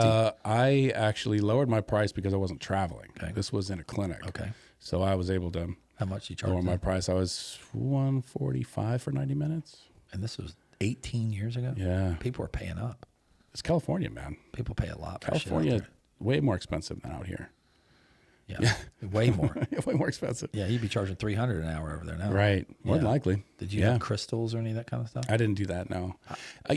My family's very hippie like that, and I think there's some value to it. I don't think, it doesn't resonate for me as a therapeutic use. Right. There's many people that use it and feel therapeutic with it. Awesome. But it's just not my thing. When you were in California, you had a place working with acupuncture. How long were you doing that? I did that for about 5 years, and then he and I had a falling out. He was kind of a weirdo. He would eat sardines at the front desk, and This weird stuff. he would argue politics with my clients. I was like, this isn't working for me. No. So I kind of closed up shop there and moved into a physical therapy building. Okay. That was the best thing I could have done. Like, I consider you a physical therapist. well, I learned a lot from those physical therapists. They were what's called FMTs, functional manual therapists. So it's like another level of PT. Physical therapy today has become a little bit more Insurance? like based? a personal trainer, Yeah. and less hands-on soft tissue work. Okay. So I really liked the soft tissue work. I thought the manual therapy was the way to go. So I would do the manual therapy, and the PTs were doing manual therapy too, and they were doing like manual therapy on steroids. I was like deer in the headlights when I went over there. So I learned a ton from those guys, and it really formed my brand today, The Fix. Right. I love that name. Yeah, thank you. They really like. Have you trademarked The Fix? I have, yes. That's awesome. Good. I have. So if anybody uses it, you can sue them. If it's related to wellness. But there's a fix my phone. There's other things that have fix in it. The Fix for other things. Right. As long as it doesn't get into the health world, then I'm fine. You can kill them. Yeah. Love Yeah. Love it. So that's awesome. So you come to Charlotte, North Carolina. What brings you here? So many things, man. I love California. California is, my roots. It's my home. This is my home now for sure. But, starting a business in California and seeing how much tax they take and the restrictions that are applied to it, the amount of traffic, smog, drought, just so many things were piling up. And I was like, what the fuck are we doing out here? We're paying these premium prices. I was paying I paid, this was a long time ago, but I paid $300,000 for a 1,400 square foot condominium. 18 years ago. 18 years ago. $300K. Well, no, this was 15 years ago. Excuse me. So this is almost New York City prices. It was just insane, man. And we couldn't water our lawns, but This is Tuesday. Irvine? Yeah. Well, this was Lake Forest, which is a neighboring Outside, city. yeah, Yeah. And I was like, dude, there's got to be a better way to do this. Like, this just doesn't make sense. We don't go to the beach. We're not using Disneyland. What the hell are we paying these prices for? Let's go weather. somewhere where we can. You're paying for the weather. For the weather. But the weather sucks too because it's smoggy and. Yep. Like, So you just threw a dart and said Charlotte? No. I had an ex-military buddy that lives out here. He lives in Mint Hill. My wife's best friend lives in Greensboro with her family, and she would send pictures of their place, and I'm like, fuck, that's amazing. Like, I want to go out there and visit. So one of our anniversaries, we came out and stayed in Nashville. Asheville. I love it up there. And then we went to Greensboro. Yep. And then came down Charlotte way. So we kind of made this little triangle loop. And I was like, I think I like this place. Like, let's do some more research. So we did more research and figured Charlotte was the best place for a business like mine. When you got here, did you buy a house right away? No, we rented. Yep. I didn't want to buy. I didn't know where to buy. Yep. You didn't know the city good enough. Yeah. That was smart. You know, so many people come here and they just force themselves to buy, and then they realize, oh shit, I just moved to the wrong part of town. We rented for a year and a half. And you live close to Mint Hill now. I'm in Mint Hill. Is it Mint Hill? Yeah. I thought it was Matthews. We were in Matthews. Okay. We stayed in Matthews renting. Okay. We bought in Mint Hill. Right. Yeah. Smart. That's where I grew up. Is it? Yeah, you're telling me that. Went to Independence High School. That's right. That's right. Yep. Big guy. So I'm like A couple miles from where I grew up. Laying roots on yours. Yeah, that's awesome, man. We met about, what, 2 years ago? Has it been that long? I think so. Has it been that long? Almost 2 years. Dang, that's crazy. Yeah, I came in there decrepit, Yeah. could barely walk. You've come a long way, man. You really have. Have I? Yeah, you have. You didn't want to treat me, I think, at first. You were like... Well, you came in bitching about the basketball players protesting. And I was like, I don't know about this guy. I didn't realize you were a basketball guy. Here's the thing, man. I think there's a place for politics. I think there's a place for bitching. I feel like in sports, I could be totally wrong. I'm not always right, and I don't mind anybody arguing with me and changing my opinion for any reason. Sure. I'm watching entertainment. I feel like I'm looking to pay money. If I'm going to watch TV, if I'm going to go to the game, whether it's football, basketball, I don't care what it is. Leave politics out of it. God, I know. I just it's permeated everything, hasn't it? I'm at the point where, listen, man, I'm working hard for my money. Yeah. And I want to go check out on reality. Right. And I want to watch. I love basketball. Yeah. But they turned me off for the love of basketball. I know. On their personal agendas. Right. And I'm like, you make millions of dollars. I know. You have nice cars. You have nice houses. You don't have to worry about anything. But that's kind of what I know the platform. I get it. Well, here's the thing. Like, I totally see your point. And I'm the same way in many ways. Like, man, come on, really? But if they're not going to do it, who is? I feel like if you're going to be heard, those are the people that listen. And how privileged is it that we get to say, don't bring politics into my entertainment. Sure. When people are dying in the streets or whatever watch, it might be. Right? Halfway through the movie for Tom Cruise to look at the camera and go, "Hey guys, this." Right. I mean, save that for the awards ceremony. I'm watching James Bond, and then all of a sudden, like within a minute and a half of the movie starting, James Bond looks over to the camera and goes, "Hey guys, thank you for coming to the movie theater, but we want to pause a second." And how many people would get up and walk out of the movie? Well, they don't do it in the middle of the game. They do it at the beginning or at the end, but you know, it's just complicated. It is complicated. There's a lot. There's not a right or wrong answer to this, but I'm just sitting here thinking. Well, to me, I feel like, man, if I were a black person and I saw black people getting stepped on in the middle of the street, I'd be a little pissed off too. I think we all were pissed off. Yeah. I don't care what color you are. I think we Absolutely. all were a little bit But seeing somebody that's your color that you can relate to in that way. What if it was a white guy? I'd be very similar. I'd be pissed off too. I was pissed off that it was a black person. I was pissed off in general that someone would step on somebody for that. Absolutely wrong, right? So I see where they're coming from, and they're like, you know what? And this was in their city. This was the basketball team from that city. I totally get it, and I know that came in. I made an opinion of something. Absolutely, and I'm not saying you're wrong. I'm not right or wrong. Not at all. I'm just saying like these are the the stew that makes the So you and I met each other 2 stew. years ago. Walking, Yeah. I'm starting to bitch about basketball, but I'm also bitching about my body. Yeah. Then you started working on me, and then how many visits did it take for you to kind of go, all right, this guy's not so bad? You're like the 3 licks to the center of like a your wife. lollipop.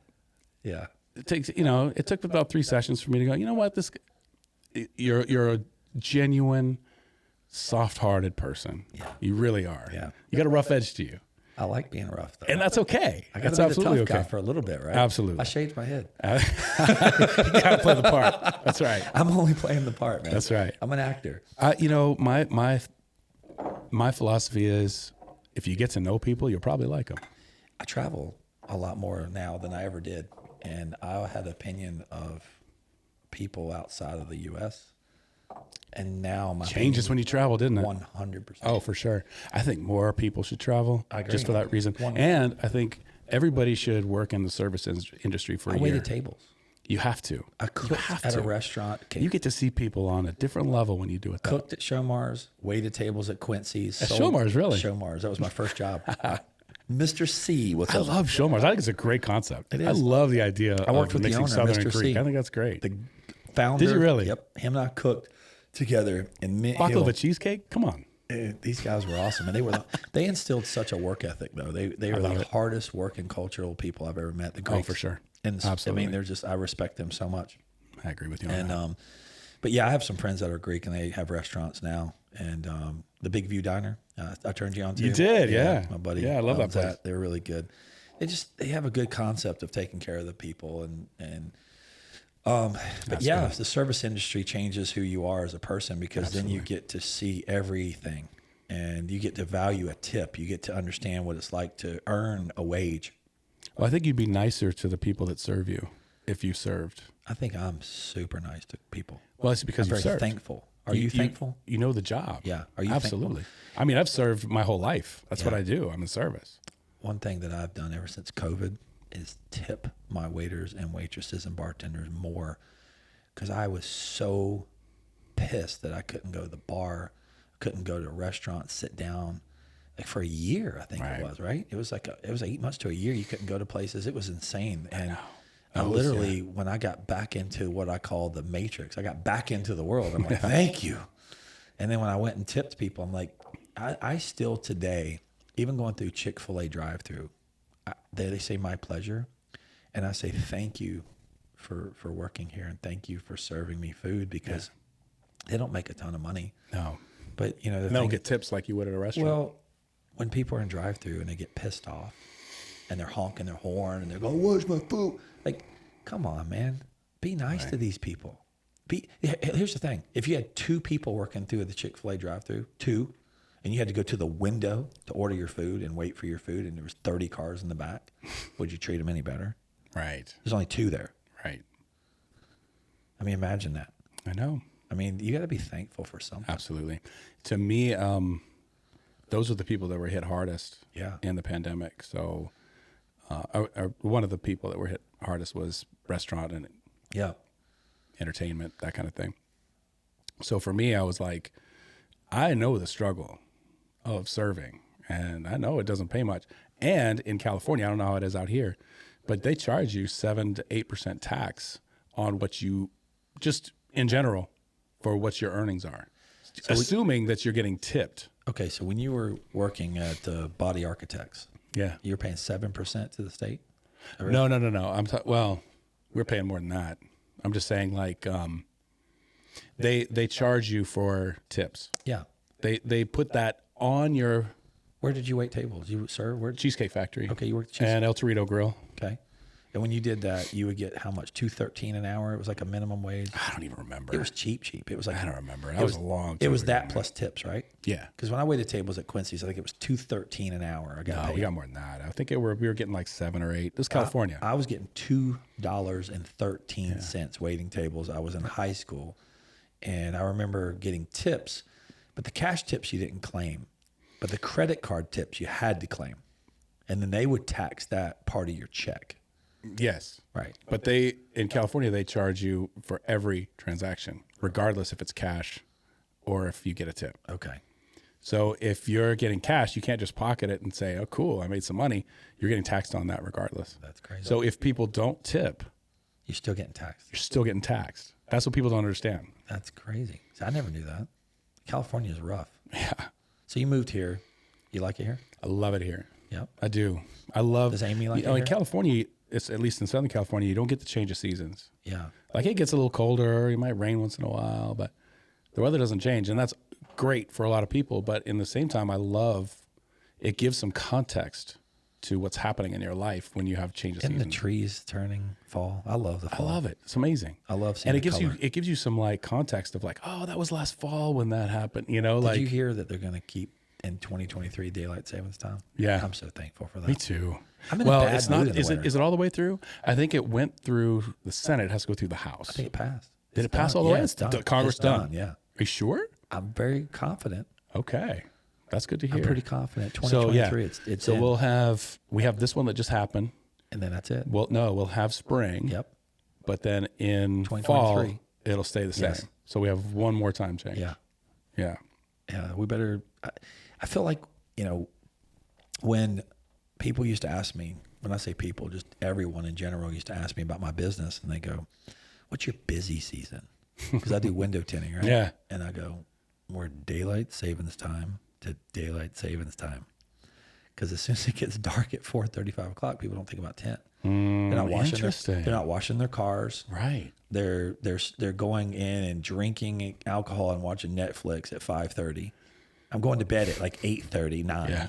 Like I'm waking up at 5. So it's going to be good for your business. What's that? It's going to be good for your business. This will be wonderful for my business because people will be able to stay out later. It'll be lighter when they get off work. So they're able to wash their cars. I just feel like when it's sunny and it's nice outside and you get to stay and get off work a little bit earlier, you tend to work on your cars a little bit more. Sure. You know, when you get home and it's rainy, it's dark, you get home at 5:30 and next thing you know, you're like, I'm going to get a beer. I'm going to go watch You're done. Yeah. That's how it is. It's like, you feel like you're done with your day, but there's still a lot of day to have. Yeah. It's hey, not many guests get this, man, but we just poured the Black Prince. Oh, is that what this is? This is the Black Prince, man. Cheers. Dude, I feel honored. Oh, you're the special guy. Thank you, dude. You're a special guy. Oh, man. That's yummy. Isn't that yummy? You can definitely taste the difference between the two. You don't even want to know what that one cost. Sure I do. No, I have no idea. Absolutely I do. A lot. You don't even know how much that cost? Mike, how much money you got? I got good credit. I tell everybody, it's not about how much money you got, it's how much money you can buy. Well, you're a person guy. You're a relationship person. Yeah. And relationship people, I'm like that too. You make deals. You connect. You like trading stuff. I got a friend that runs a liquor store. I met him. I don't pay full price for everything. So yeah, no, I don't know. I do. He just hooks me up with stuff. He's a wonderful guy. Hey, Mom, he's cool. Guy. So you're running the Fix here in North Carolina, and you do a thing on me.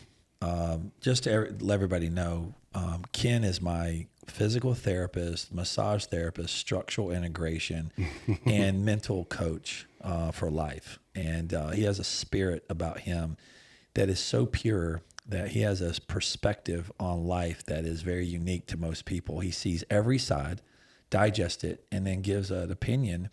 But he has a spirit of upliftingness, and I'm drawn to you. Thanks, man. And it's not many people in my life that I'm drawn to.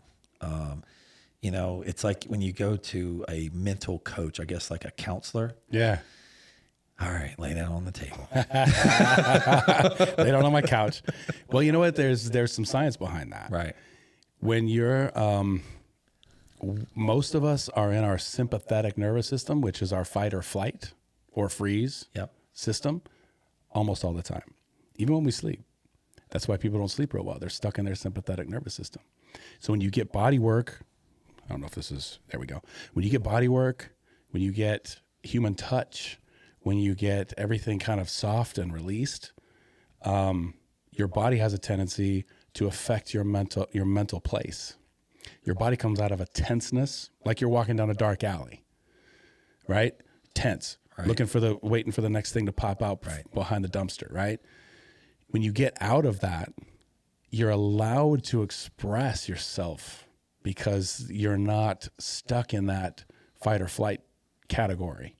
You're getting into where you can feel things again, right? And when you start feeling things, you start letting go even more, right? Your emotions start to allow the physicality to let go. So it becomes this big cycle. Right. So body work is not just about fluff and buff and cucumber water and, you know, it's about holism. It's about a somatic experience that changes your chemistry. And if you can change that chemistry, you become more you, more like yourself. So that's been my philosophy and why I feel so called to this work is because I feel like that's something that's needed in this world is to get people out of that state. How do we get more people like you? Come to my school. I'm starting a school. Oh, yeah. Yeah. That's amazing. Yeah, I'm starting a school. It's in the beta right now. I've got 2 students I'm taking through it. But yeah, I'm really looking forward to it. That's going to be super cool. I'm so excited. Is that your passion now? Yeah. Teaching is, okay, so if it's fulfilling to help one person feel that experience, think about teaching 15 people how to do that. Like that just blows me up. Yeah. How do you like the experience of the information that I just gave someone is going to change lives exponentially? Like that's powerful. You're the coach. That's a legacy. It is. That's legacy stuff. That's legacy. That's what I live for. So that's what I'm looking for right there, is to leave a legacy. And also the individual that I learned from the most in this work, his name was Ed. He's almost 90, and he doesn't have anybody to teach this work, the work that he did, that he learned directly from Ida Rolf. So I feel a calling to pass the knowledge, pass that knowledge on. It's like, I look at, it's very unique that you said that, because I look at martial arts. There was a show that I watched called Ip Man. And Ip Man. IPMAN? Yeah, IP. It's a martial artist. And he studied, he actually was the founder of like Jeet Kune Do, I guess it's called. Jeet Kune Do, I think it's Okay. I'm not familiar exactly with the terminology, but it's basically a martial arts. Okay. And he was, Bruce Lee was a student of his.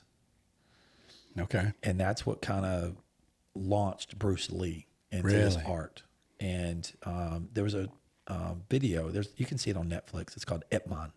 I'm gonna look that up. It's the first one is the best. Yeah. It's amazing, because I love the passing of knowledge. And it's like in martial arts, you start off as a white belt, then you move up to a black belt, and then you pass it on. And for me, I think a little differently on martial arts. I feel like there should never be a belt. There should be accomplishments and goals, and people should constantly be learning. But I understand there needs to be levels of belts to become a teacher.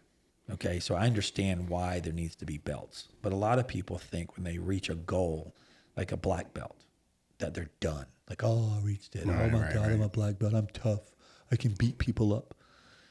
And I feel like when you go to a level of black belt, and I'm, say, a blue belt or something, or a yellow belt, I'm going into a match of training or fighting or doing, sparring with a black belt. I walk into it already lost.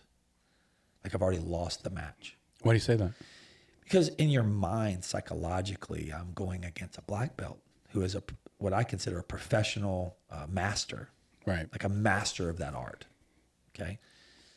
If I went in and said he was wearing a white belt and I was wearing a white belt, we would be equal. And he would be another human, I'd be another human, and we'd be battling.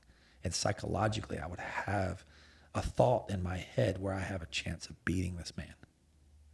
Don't you think that's part of the levels, is the psychological aspect of it? Well, psychologically, a black belt gives, I'm not saying a bullying type, but a fear. There's a fear of going against a black belt. Isn't that part of it though? It is, but here's the Isn't thing. part of martial arts the psychological? I think so. But if I was to walk into a ring with you, say me and you were about to go fight, and you didn't know I had training, I didn't know you had training, right? I'm walking in going, you're about my size. I think I can take your ass. Yeah. I don't know what you trained. Right. Your belt doesn't say that, right? That's true. So I'm walking into you going, I'm going to get this dude, right? I'm mentally preparing Mentally myself. prepared for it, yeah. Right. But I go in and go, oh, he's a black belt. I'm gonna get beat up. I see that perspective. I do. I think there's people that will think that way, and there's people that will take the challenge of, if I beat this black belt, I win doubly. I've tapped out black belts before. For sure. Well, I think from hearing what you've said about it, that the black belt isn't as coveted as it used to be, right? I don't think it's important as it once was. I think it is in jiu-jitsu, but I think in just martial arts in general. Like you go back and look at the ancient Chinese and their ability to train. A master is one that beat every student. Yeah. So like challenge me, challenge me, challenge me, challenge me. When did belts start coming in? I'm not sure. I really don't know. I'd have to research that. Yeah. But it's but I look at like the ancient Chinese, the Koreans, all these things, and I look back at the old days, and it's like, okay, you look at a master. I never saw masters with belts on. Mm-hmm. It was just a master. It was like everybody knew this dude's the shit. Don't you fuck with him. He's the man. Don't right? That became a respect thing. That should be your fear, right? That should be your respect. What's that? That he's beating everybody. He beat everybody. Instead of what belt he wears. That's what I agree. Right? Yeah, okay. You understand what I'm saying? Yeah, I like it. Like if I have 10 students in my class, I'm like, come on, every day, let's go. Right. Who can beat me? I don't need that belt. So You're going to be That's a better teacher. than a belt anyway. I think so. I think having everyone know that you can Right. beat them is all Exactly. you need, because then they will promote you. Right. The belt doesn't need to promote you anymore. Then the speaking of all the students will be like, hey, he's the shit. He tapped me out in 3 seconds. Actions over color. I think that's important. I agree with you. So you're going to be a teacher in your art of fascia? Well, it's more the Ida Rolfing? Rolf 10 series approach to. And this guy is 90 that's still alive? Yeah, he's called the grandfather of Rolfing. Okay. And you do a thing called structural integration. Which, okay, so Rolfing is to structural integration like Kleenex is to tissue. It's similar. Rolfing is a brand name. Structural integration is the actual product. Okay. So Right? they are the same. They're the same. Okay. But if you go to the Rolf Institute in Colorado, Yep. you can call yourself a Rolfer and you can say that you are Rolfing. How long does that take? About a year. Okay. And you're going to be able to teach this. Mm-hmm. So you're going to be the only teacher of this. No, there's 17 other accredited schools Okay. in Are the you world. accredited now? Not yet. Okay, but you're That's what we're working doing on this beta program for, is to test the curriculum Okay. to send it in for accreditation. So how long have you had to fix? Let's see, a little over 3 years. Okay. What's been your biggest struggle? 2018. The biggest struggle, duplicating myself. It's very hard. And I figured out that that is not the end game. Okay. Duplicating yourself is not the answer because there's never going to be another one of you. No. So setting standards and protocols Yep. for people to follow Yep. and let them create their artistry within that. Let them be their own painter. Yep. Give them the core. No one needs to be me. I'm the only me. That's And that's all there needs to be is just me. I agree. So whoever I hire, Let 'em here's the foundation, Yep. become you, I love it. right? When did you figure that out? Just now. No, okay. You heard it today. That's right. Little whistle Little pig. whistle pig. You cleared your mind. Yeah, you're gonna sleep good tonight. That's right. No, I'd say it was about 5-6 years ago. Wow. My last protege that I was trying to bring up, I was kind of trying to mold into me, and I realized I need to let him be him. Here's the foundation. Go. Yeah. How did you market yourself? In this, Well, just in general. Like if you were talking to an audience of people that are starting out, no matter what business it is, from starting from scratch to now, I mean, what did you do to market yourself? well, I'll start by saying this. I'm a boutique shop, Okay. right? Yep. There's not a lot of people who do what I do. Right. I'm very unique in a lot of You ways. stand out. So because I can't really explain what I do, it's an experience. I have to do it personal. I go into people's places, PTs, chiros, acupuncturists, gyms. Right. I go in there and say, look, come in here, try what I do, see if you like it, experience it. Right.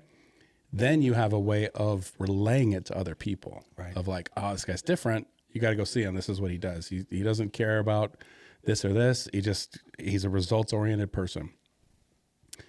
So the way I market is I've done like Chamber of Commerce, Business Network International. Those don't work that good. They do, but not the way you would think when you're joining them. I find that in those groups, I get the people in the group. Yep.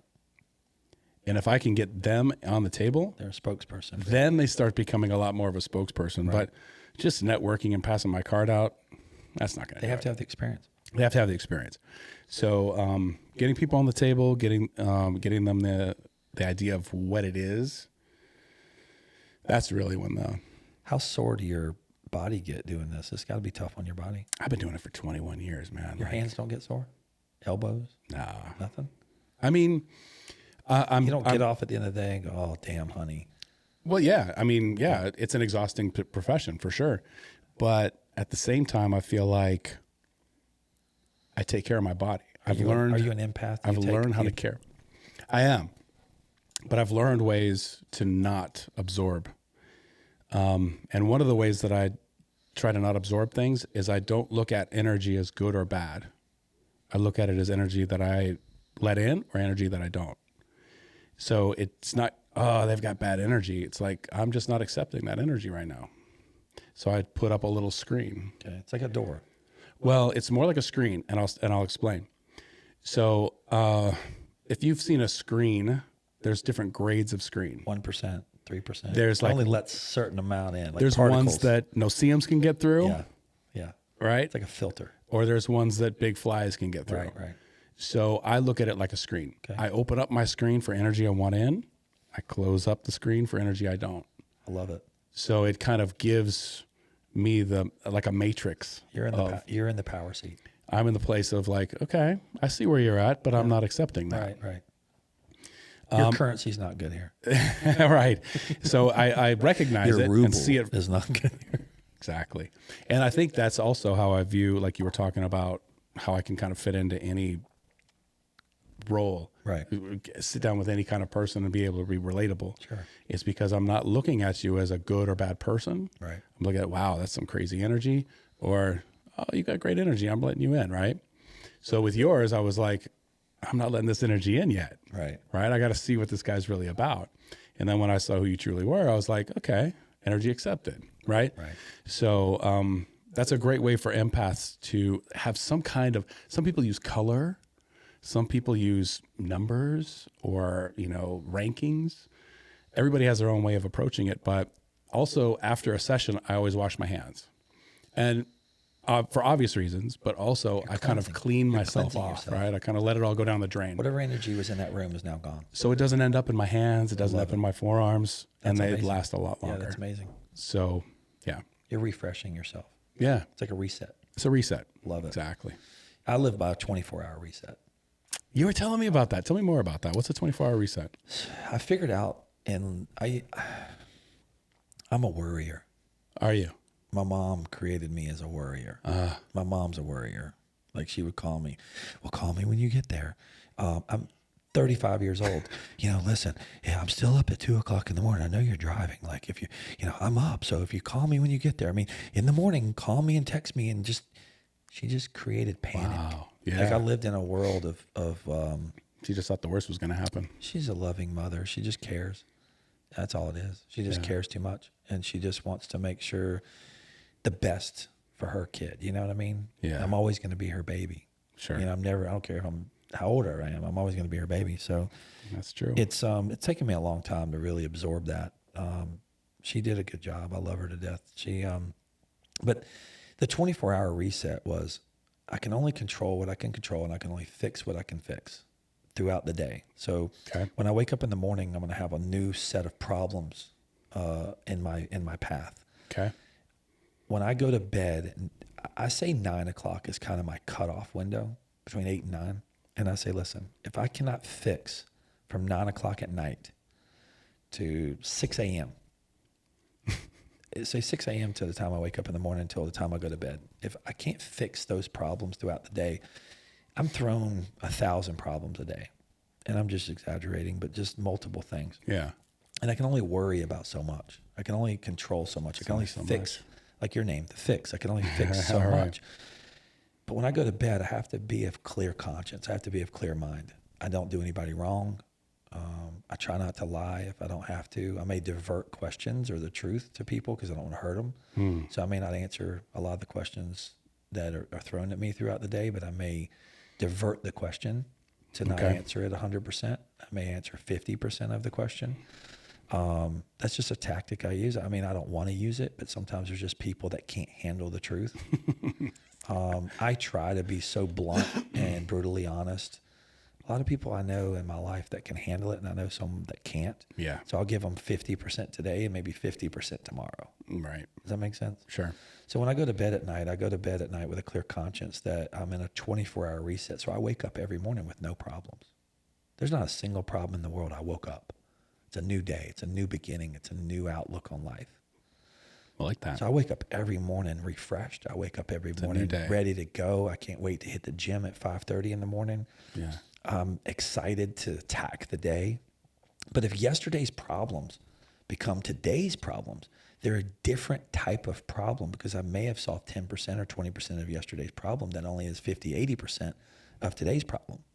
So it's now a different type of problem because people have digested it, they've absorbed it, they have a new energy about it. So now That's interesting. So it's not static. It's fluid. it's fluid. Yeah. Yeah. I like that. So I divert it to, okay, I'm going to take a little chunks, but if I can't fix the problem throughout the day, tomorrow when I wake up, I have no problem, man. I wake up in the morning, I'm like, buddy, it's a new day. Let's go kick ass. Let's go take names. And here's the thing. If people don't call me or bother me about yesterday's problems, that problem went away. Right? It went away. For now. Okay. and you know, in life, I'm going to say this, and this could be the right or wrong thing to say, but it's something I'm going to say. If money can fix it, don't call me. That's interesting. But here's the thing. Money can fix it. Don't call me, because if you call me and it costs me money, and now it costs me a worry, it cost me solving the problem, you done fucked up my day. And it's going to cost me money. So just tell me in 2 weeks that it cost me $700 and it fixed it. Oh, is the customer happy? Oh yeah, the customer's happy. Okay, cool. Bye. Right. Like, he told me in 2 weeks, like, I'm already over the problem. The problem's already gone. It's Gotcha. disappeared. Right. I'm already on to the next problems. Right. I'm on to the next journey. I'm looking ahead. Well, that's a great way to not get overwhelmed. You can't get overwhelmed. Yeah. Right. You manage you, and you have one apprentice, right? Yeah. When you have an organization that builds layers and layers, and over time, I mean, this has taken me 30 years. I mean, you asked me 30 years ago, I was a control freak. I would call everybody, answer every phone. I talked to every customer. I was Lightning Mike. I mean, everybody knew Mike. I sold Lightning Mikes because I got tired of being Mike. I wanted to be a brand. I wanted to be Sunstoppers. I wanted to be a brand like Starbucks, where nobody knows. I don't know who owns Starbucks. Who created Starbucks? I don't know. I go to Starbucks. Right? Well, that's the idea that I'm trying to do here, too. Exactly. You've got to exit and create a brand that can live without you. Exactly. So you have a legacy. Right. That's the thing. I feel if I died today, Sunstoppers would still be here, still be thriving, and still be doing great. Well, yeah, for sure. You know, and if you build it strong. You've created a culture around it, too. So, you know, you've got that. Culture? You created a culture of camaraderie. Yeah. Yeah. You know, there's just like there's an energy around your business that you don't always have to be there. The energy is still there. Is already there. Yeah. Yeah. So Well, I tell the people that's a difficult feat. It's what every business person is trying to accomplish in some way. I really come down, there's a couple of key questions.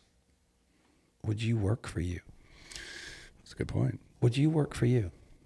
I would. I would work for me all day. I would sign up and say, man, I would work for Mike Burke tomorrow. Fair. Yep. Honest, genuine.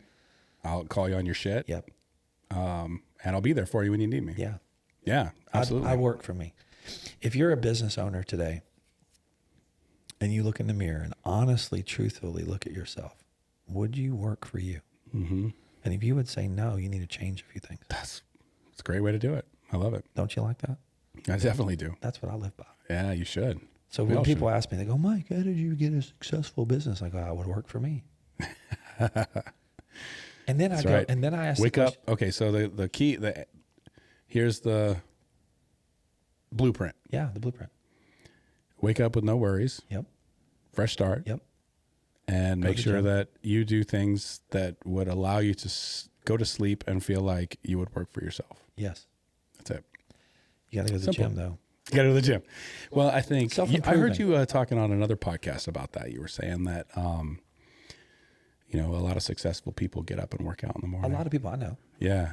I mean, not everyone, but a lot of people do. It's true. For me, I feel like if I don't do it in the morning, I'm not going to do it. Me right? too. So that mentality translates to other parts of your life. Well, do it now. Because if I do it later, I'm not going to do it. But it's a good habit. You become more, less procrastinating. Yep. And more decisive. Let's go. Right? Yep. Also, I think, and I don't know if this is for everybody, but I think a large majority of people would get more energy from working out in the morning. It creates energy. Even though you think you're expending energy, it creates energy. You are absolutely hit the nail on the head. I really do think that your body is now working. Like, if you take a car, like if you look at a drag strip and you take a car, right? And you see the car that goes to the drag strip. You ever seen a car drag race? Oh, yeah. They have the oil or something on the tire and you see the tires. And you're like, what the freaking hell? I watched a drag race for the first time, and the guy like smoked the tires. I'm like, well, there goes the race. I'm sitting in my head like he just burned a whole bunch of gas. He just burned the whole tires off. I'm like, and he comes up to the starting gate, and I'm like, all right, he just warmed up the motor. He just warmed up the tires, and he just got the adrenaline going in his body to focus. Yes. And I'm going, well, guess what you need to do when you wake up in the morning? You get the fucking motor going, bro. Let's go. Let's burn some tires. Let's burn some damn tires, do some donuts, and, you know, have some sex, whatever. Yeah, for us, it's flipping tires, right? Yeah, flipping. I used to do that a little bit in the CrossFit days. Yeah. I'm not a CrossFitter. That's beyond my days. Yeah, me too. I'm too old for that stuff. I'm more into band work, and I'm into structural integration. Well, I think, just as I've gotten older, I've realized that you can still work out with the same intensity. You just have to do different things. Yeah. I like Right. to work on multiple equipment at the same time. Yeah. Like Oh, okay. So what I would do in the gym for years is I call it like supersetting, I guess. Yeah. So if I'm doing a chest, I'll do biceps and then shoulders, and then I'll do like 3 different exercises, but I'll work on 3 pieces of equipment. So I'll do 10, 10, 10. That used to be my thing. And That's that was a one set. Yes. And I would do 3 to 5 That's a sets. superset. Like this morning, I was doing decline bench. Then I would do, on the decline bench, I would do rotations of sit-ups where I would go very slow, where I would rotate up, and then I would come down and rotate back up into a sit-up. Oh, that's interesting. So I would get Yeah, my yeah. head under the bar, and I would go slow and come back up. And then I would go rotate back down, and I was loosening my hips and my lower back, and I could feel my lower back just going click, click, click, click, click, click. Ah, that's awesome. And it was a good stretch, but it was core. Right. So I was engaging core, I was loosening up my hips, loosening up my back, and then I get off and I would go lift a 40-pound curl bar with like 40 pounds on it, and we would take it and put our hands out and just lift it up, but rotate our shoulders back, and it was all core. But it was shoulders, it was biceps, it was forearm, More dynamic, yeah. And then larger muscle group movement. And then we would do this thing where I'd take a dumbbell and I would have to go in slow motion. And it was like 20 pounds. But I would go down in a squat position and put my right arm down around my left knee. Yeah. And then I would come all the way up and then go up over my head. And then I would squat down and I would go in slow motion. Nice. I'm sorry, it wasn't over my head. It was back like this. Okay. I was going to say it's kind of like It was a a core. It was almost chop to Arnold Yeah. press, Yeah. right? And man, I'm telling you, my core is, I've got a guy that works out with me every morning, Brian, that you know. I meet him at the Stretch Lab, and he works out with me every morning now. And I just told him we went to the Stretch Lab, and then he does personal training. And I just said, bro, I'm getting you a membership at the gym. You're meeting me here every morning. I don't care. And so I come to you, twice a week? Twice a week. Yeah. Yeah. And you've helped me a lot, and he's helped me a You're lot. a wild man. I want you every day. I told you if I win the lottery, you're coming with me. Well, you've already won the lottery. Whatever. You're stupid. So the secret, the blueprint, wake up with a clear conscience, help people. I think helping people. I like coaching people, I love a life of service. servicing people. I do. I Yeah. really do Yeah. enjoy it. Yeah. I like seeing people Succeed. leave happier than they came in. It's important. That's very It's fulfilling fulfilling. for me. It's so fulfilling. Yeah. I think people in life realize that that are depressed or fighting anxiety or feeling like the pressure of owning a business. Sure. What pressures do you feel owning a business? Well, I've streamlined a lot of things, so I don't have a lot of pressure in my business. I feel like I have to be somewhere that I don't have to be. Has been just my life. I always feel like I'm not where I'm supposed to be, and I don't enjoy the moment of where I'm at. So I've really worked hard on trying to find that, and that's not just in business; that's in life. Right. I'm always like, what's next? What's next? What's next?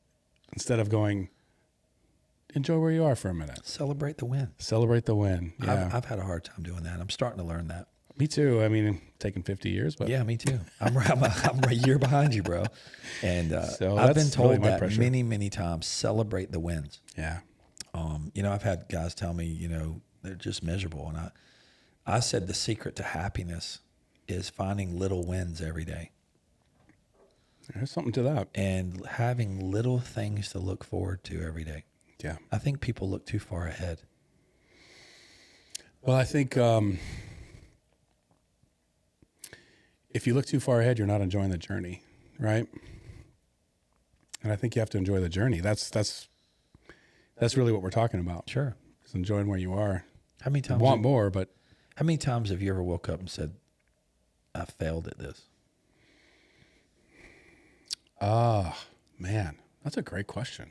I don't know if I have the answer to that. I failed at this. Well, to me, Do you ever fail yourself? oh, all the time. But I feel like failure is a stepping stone to success. Absolutely. So if you fail, now if you're failing from a character standpoint, that's something different. Sure. But if you're failing like some project you're trying or, some new thing you're doing, that to me, I mean, you have to fail to succeed. Like nobody picks up a guitar and, is Eddie Van Halen. Right. You have to fail at it and fail at it and fail at it and Right. fail at it. When did you ever think that you were like, as a structural integrator and a I'm going to call you the fixer. The fixer. So it wouldn't be the first. As the fixer, when did you feel like you failed at the beginning sometimes? Did you feel like you didn't give the service that you give now? Did you ever feel like you failed yourself? That's a good question. I think I look back and I think, man, if I knew what I knew today, I could have helped that person so much more. Right. I would have done things very different for that person back then. And Right. yeah, I feel like, man, you were a test dummy for me and I'm so sorry for that. Right. But at the same time, they got what they could get from it. Right. And I have to remove myself from their journey sometimes, Right. and just kind of be a guide and not be so invested, because it is at the end of the day their journey. Right. So I try to just stay out of it as much as I can and just be the guide and not the fixer. I had an issue with even calling my business The Fix, because that implies that you're coming to me and I'm going to fix you. Right. But really, it's just a way to get people in the door. Right. It's your marketing tool. When they come in the door, now I can say, you know what? You can fix yourself. You are empowered to heal yourself. There is an innate wisdom within you, and we're going to get that out of you. I love that. That is fixing, because that lasts a hell of a lot longer than a massage will. Sure. Right? Because you have that to lean on for the rest of your life. Right. If I teach you how to sit properly, Right. or how to walk on your foot differently, that's something you can carry with you the rest of your life, right? But if I just say, oh, your foot's fixed, go ahead, that's not always going to be the Right. answer. Sure. So how do you empower people to understand their bodies better, to have awareness of themselves, be empowered about who they are, and that they're not broken? Every client, you're an educator. Very much so. So you've been teaching all your life, All my life. basically. Yeah, That's awesome. for sure. Yeah, it's Yeah, amazing. I love it. I love it. You're so good at it. Thank you. This has really pumped me up. I feel empowered. You should. You're amazing. You give back so much that I think sometimes you need to look in the mirror and celebrate who you are. Thank you. Thank you, man. Yeah, it's important. I think people don't hear that enough. That's true. No, they don't. And coming from a guy with a bald head that's supposed to be a tough guy, that means a lot. I'm pretty fucking tough, man. I got one good round left in me, man. I always tell people, you fight me, I'm going to give you my best. Best round, yeah. But if you go to the second round, I'm tapping out. Yeah.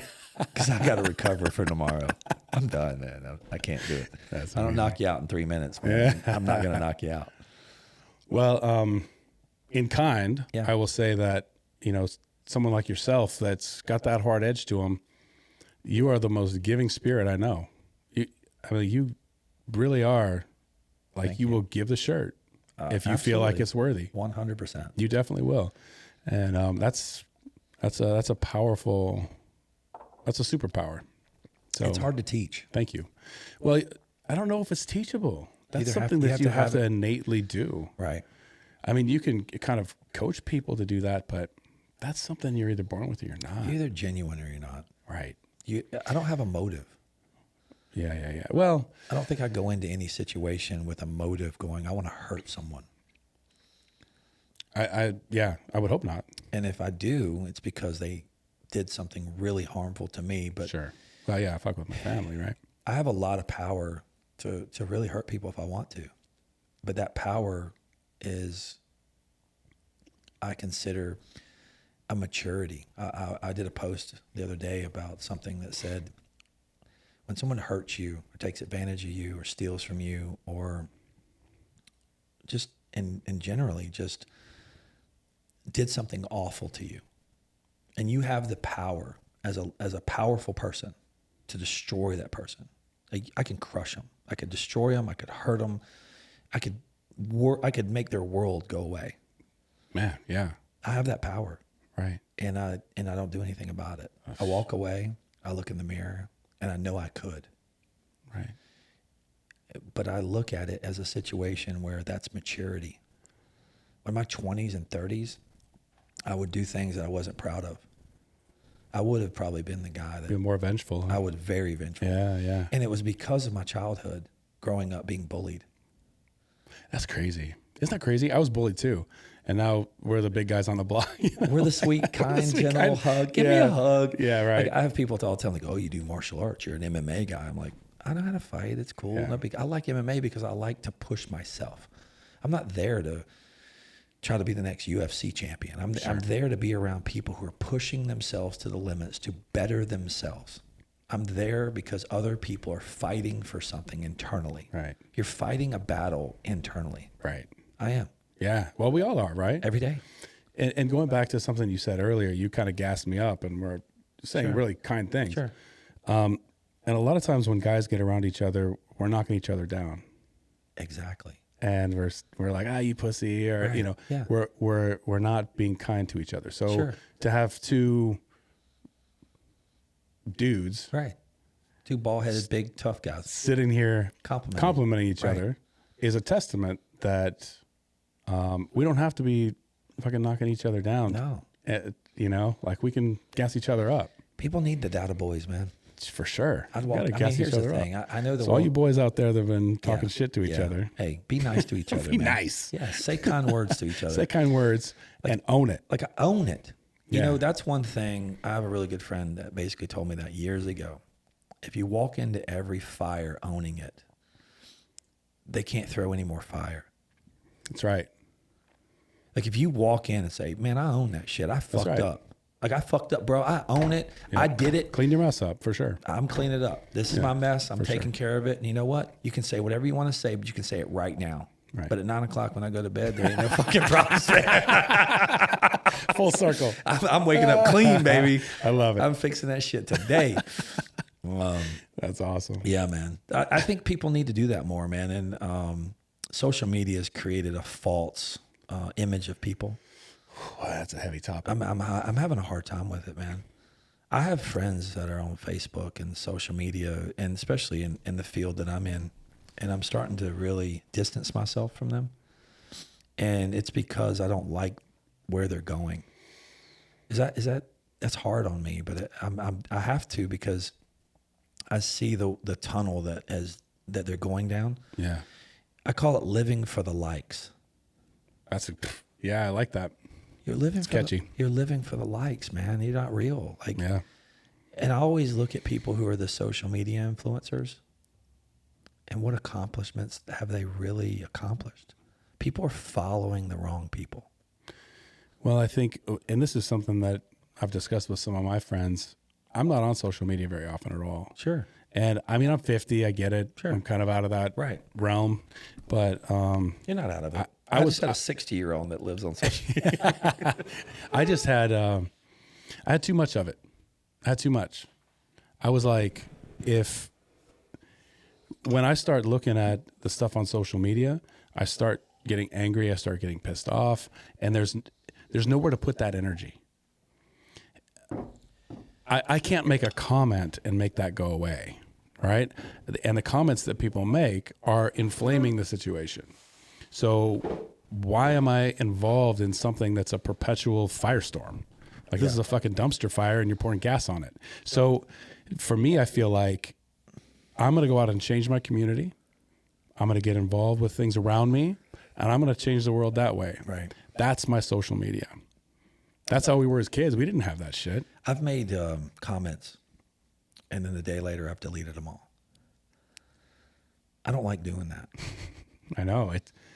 It just doesn't make me feel good. No, and the thing is, it's like Making me feel good is going out and having a conversation with a black person about race. yeah, An honest, earnest conversation instead of gaslighting people on Facebook. Right. Like, it just doesn't make any sense to me. I just look at people that live on social media. They live on it. Like It's an altered reality, right? it's a disease. What are we drinking now? What's this? This is actually called the Boss Hog. Samurai Scientist. Samurai Scientist? Give me that bottle. I'm telling you, that's what it's called. Look at the top on it. It's really cool. And this is some good. That is a Samurai Hog on top, y'all. Look at Yeah, that. the Boss Hog, man. It's cool. It's one of my favorites, man. He's got a little tail on the back, too. This is probably one of my favorites right here. Now, what is this one? This is the Samurai Scientist Boss Hog by Whistle Pig in Vermont. They make some of the best whiskey I've ever tasted in my life. It's 6th edition. It doesn't show the age. I'm not sure how. Straight rye whiskey finished in umeshu barrels. I guess. Umeshu bottle. Umeshu barrels. Yeah, sometimes they do different types of barrels, like rum cast or all types of different. 121.3 proof. It's good stuff. Good Jesus. And you want me to drive home after this? Bro, this stuff is clean. Yeah, it's just, social media to me is a platform for, I feel like helping others, but also promoting your business. Isn't that good? This one's good. Like, Dude, this one's amazing. Amazing. I didn't mean to interrupt you. No, it's amazing. I want to help people just like you do. Like you're the fixer and you like to help people with problems. And I feel like as a coach in business, I think it's important for me to have a platform, but I think there's just a certain level of power that you have by creating an audience that I think it's important that you give a good message. If you've got a following, you need to steer that following in the right direction. And having a party and living like a partier and creating an image of popularity, people are starving for popularity. Isn't that the truth? And I have a problem with it. Well, I think one of the issues, and I can't relate to young people today. I have a hard time as well. Because they have to manage two different lives. They have their reality, Right. their real life, Right. then they have their online persona that they have to keep up. Right. Make it, selfies. Look at how fun my life is. Right. Look at all these things that I can You're do. envious of me. And then this is your real life. Right. Right. It's like there's a filter, this life filter of like, I can be this person, but online I have to be this person. Right. And how many likes you get designates how worthy you are as a person. That's the part that gets me. Yeah. Like, you are worthy just the way you are. It doesn't matter how many likes you get. Sure. But there's a disassociation between those two. Everybody thinks that they have to get likes in order to be worthy of themselves. It's horrible. It's It's a disease. It's shitty. Yeah. And everything is algorithmed, right? So everything is perpetually putting you down this rabbit hole of what they think you like instead of what you really like. Sure. So it alters your state of consciousness, because it says you looked up, let's just use an example. You looked up a QAnon site. Here's another QAnon site you might like. Here's another thing. Here's another thing. And it just gets perpetually down the thing, right? Yeah. I'm just curious about what QAnon is. And now I'm going down the rabbit hole. Or, label liberal thing. And we can go down that too. So it pushes us away into these angles that are so far away from each other that we can't relate to each other anymore. And then everybody that's over here is looking over here going, well, that's a shit way to live. Everybody over here is saying that's a shit way to live. And it's all because social media, cable television, all these things have pushed us in those directions. I think that. And that's why I feel like getting in a community and you start talking to people around you, Right. You find that you're a lot more like the people you're around than you think you do. You know why I created this podcast? I asked you that before. And you're like, oh, just for fun. No, it's not for fun. Why did you create it? I created this podcast because, number one, a lot of people have asked me to do this over the last 2 years. I've literally had 2 years of people ask me that they want to hear my voice. They want to hear my opinion. Yeah. I didn't realize that how many people valued my opinion. Okay, that's number one. Number two is I think I can make a difference. Okay, number three is I want real people, real content, real answers, and I don't have a hidden agenda. I don't have a platform of financial gain. Right. I think I'm not looking for sponsors. I'm not looking for sponsors, even though Whistle Pig, I fucking love you. Monster, come on over. yeah, whatever. Yeah. So it's definitely marketable. But the thing is, I created this podcast for one specific reason, and number one was to learn, to gain knowledge. Every person that I've had on here so far, I've gained knowledge of what they do. I think that's amazing. Who they are, what they stand incredible. for. And I am reading books an hour to an hour and a half every time I do this. I'm reading your book right now. Right. Yeah, yeah. I'm absorbing your energy. I'm absorbing your book. I'm absorbing your knowledge. And I'm making myself more of a weapon. A weapon for what? A weapon for good. A weapon for good? Yeah, because what are you going to do with that? I'm going to share the knowledge that I've learned today with you. I'm going to share the knowledge I learned earlier today with Dr. Ferrari. Yeah. Everyone that gets to get out there into the I think I can help more people. Yeah. And yeah. I think, we have very different ways of thinking in a lot of ways. Absolutely. And that's something that I appreciate. Sure. Actually, because you bring a different perspective to my world. Right. And hopefully I can bring the different perspective to yours, right? I never listened to anyone before. I'm not kidding. Really? I didn't start, I don't think I've ever listened to anyone in the last 45 years. You just didn't take them seriously? No, it was my way. I was one track.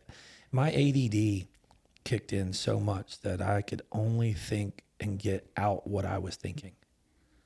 I didn't absorb. I have a hard time learning. I see what you're saying. I had learning disabilities. That's interesting. I had reading disabilities.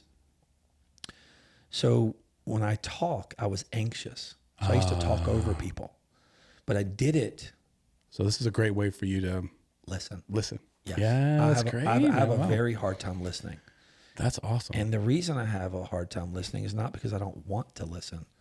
It's because I'm so anxious to get the things in my brain that I'm thinking about out. I think, I don't think you're unique.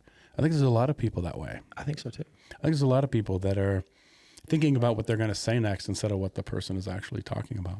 This has coached me and given me a personal growth.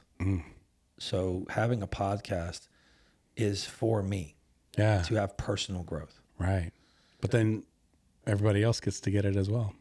I'm learning every day. Anyway. I've gotten guys that have emailed me, have texted me, have inboxed me. You've inspired me.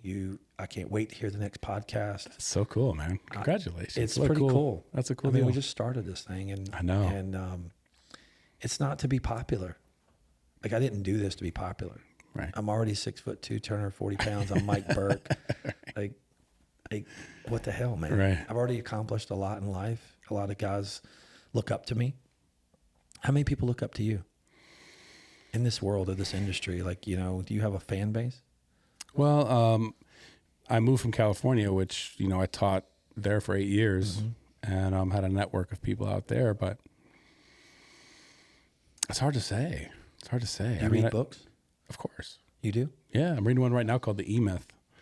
It's pretty interesting. Sick. That could be a good read for you. It's about how people call themselves entrepreneurs, but they're really not. Explain. Most people that think they're entrepreneurs are technicians that have bought themselves a job. That is so accurate. I mean, that is spot on. Yeah. They're not really entrepreneurial because they're not broad thinking. They're thinking about the technical skill and ability that they have. Like, let's say they're baking pies. They just want to bake pies. But when they get good at baking pies, there's a lot of things that come with that. Right. What do you do with it next? You just bake pies? Like, okay, there's a high demand. Now I need an accountant. Now I need a salesperson, right? That becomes entrepreneurial. Are you thinking about the long term? Or are you just thinking about the skill you have today? So you've bought yourself a job. You have autonomy because it's yours and you're not working for somebody else necessarily, but you're still a job. It's not an entrepreneur. So the E-myth is about, are you really an entrepreneur or are you just buying yourself a job? What do you think a real entrepreneur is? I think a real entrepreneur has broad vision, is a job creator, is a creative thinker, someone that can get out of the box, get out of their own head, can automate things so that they aren't the sole purpose for that entity. They can remove themselves from it. That to me is an entrepreneur. I think you just described me. You did. I did, definitely. I don't think I've ever heard it that way before. Yeah. That's why you have the podcast. I was like, wow, guys, you just heard it here today. That's what an entrepreneur is. Yeah. And if you're not, here's the thing. If you're good at the job or cooking pies, like you said, is it okay just to go back and have someone else be the entrepreneur? Or is it pride that keeps people from diversifying back into that role? Like, there's a lot of guys in what I do for a living, okay? And I do coaching and business coaching. And a lot of guys have been doing this for years and years and years, but they're still stagnant. They're still in the same world, same place, same thing, doing the thing over and over and over. Yeah. It's safe. It's safe. It's safe. Okay? And it's comfortable. It's comfortable, but they can never grow. And they're never going to grow until they start to get themselves outside. Like you just said earlier, you said that you're trying to create the teaching role to let someone else grow to be them through you and the foundation. But Right. you've got to exit. Right. You have an exit plan. You have the next phase of your life. Right. Right? A lot of the guys that I work with, and when I say guys, girls, entrepreneurs, I guess you could say, but I would say artists, because a lot of what I do is art. The people that have a skill set of putting film on cars, whether the paint protection, the homes, or the automobiles, they weren't taught business skills. Right. They were self-taught. So a lot of guys got into the field doing this, and then they created the business, and then they realized that, oh shit, there's taxes. Oh shit, there's marketing. Oh shit, there's this. Oh, guys, we got to do accounting. Oh my God. Bookkeeping. Right. They never paid taxes for 5 years. Oh God, it caught up with me. I want to buy a house. I'm not on payroll. Mm-hmm. Oh my God, I got to be on payroll. I got to have taxes taken out of my check. I got to do this. I got to do So that. that's according to this book, Yeah. that's a technician way of thinking because you're working from where you are up. Yep. Right? You're kind of taking on tasks as you go or hiring an accountant or a salesperson as you go. Where the entrepreneurial mind is thinking about, here's the end game, let's reverse engineer back. I love it. What's the end goal? Yeah. Because otherwise you're just creating problems for yourself and you're putting the tasks that are required of your business onto other people. Right. Right? You're not thinking about, where am I going with this? Where is this all going? Right? What's the end game? That's an entrepreneur. They're thinking about the end, the big goal, big dream. I Where love the that. technician is thinking about, what's the next step? What's the next step? What's the next step? I think a lot of guys that I coach, all they think about is how they're going to put money in the pocket today. Yeah. Right. That's it. And it there's a part of it's kind of like Haslow's hierarchy of needs, where it's like, I need to feed my family. Right. Right. Right. And that's real. That's real life right there. real. So if that's where you are, that's where you are. Right. But you still have to be a dreamer. You still have to think of, where else do we go from here? How do I make it so I'm not living hand to mouth? When did you realize that you needed that? Needed what? That you went from one mindset to another? I've always, I feel like I flip back and forth. I go back and forth between the entrepreneurial mind and being a technician or being a manager. Right. You know, I've never really, I think also just because of my childhood, I was told I was a liar and a cheater and a thief by my father for years. Really? So I have this insecurity of being an imposter. Yeah. So I have to get past that imposter syndrome in order to take on my entrepreneurial self. Do you know how important it is as a child to have your father influence you? Oh my God. Yeah. All the time. I love my All the dad. He's time. 82 years old, man, but he grew up in a really, in Georgia, his father was probably not the most loving father. He grew Sure. up in like a harder, more tougher era. I Had guess to you be could tough, say. right? Yeah. That was the Yeah. that was what was personified anyway. Yeah. I mean, he did the best job he could. I think I resented him for years, but I think later in life I realized how hard he worked and he was doing it for me, Right. and I respect Well, you him see for the that. relationship later in life. You do. A little You bit don't differently. respect it Yeah. until you have kids, until Yeah. you Until you see the yeah, other until you see side, that. yeah. I have two boys, 17 and 15. And one thing I did when they were born, when they got old enough to understand, I walked in and told them I made them because I wanted them. That was one statement I gave them. I love it. I went in and I said, I made How'd you. they take that? Like kids do. They giggled and laughed and stuff. But I think it resonated with them where it's like, look, I made you. I made you because I wanted you. Yeah. That want. Right. I think everyone in the world wants to feel wanted. Absolutely. Isn't that right? Yeah. Absolutely. I do. I want to feel wanted. I wake up in the morning, hey, I want you. Yeah. Okay. Like, Right. okay, great. I'm ready. Let's go. Yeah. I want to feel wanted. Yeah. I think that's a big human need is want. is community and want. Yeah. And I read a book. I can't remember exactly what the name was, but I remember reading some chapters in there where it said the power of asking. Do you understand what that means? Tell me more. Okay. I'm just going to use an example of asking for a discount, asking for help. Okay. I'm going to ask for therapy. Hey man, I'm really hurting right now. I'm asking you, can you help me? A lot of people in this world just don't have anything in their soul. They don't have the power of asking. Like you're asking people for what you need. Yeah.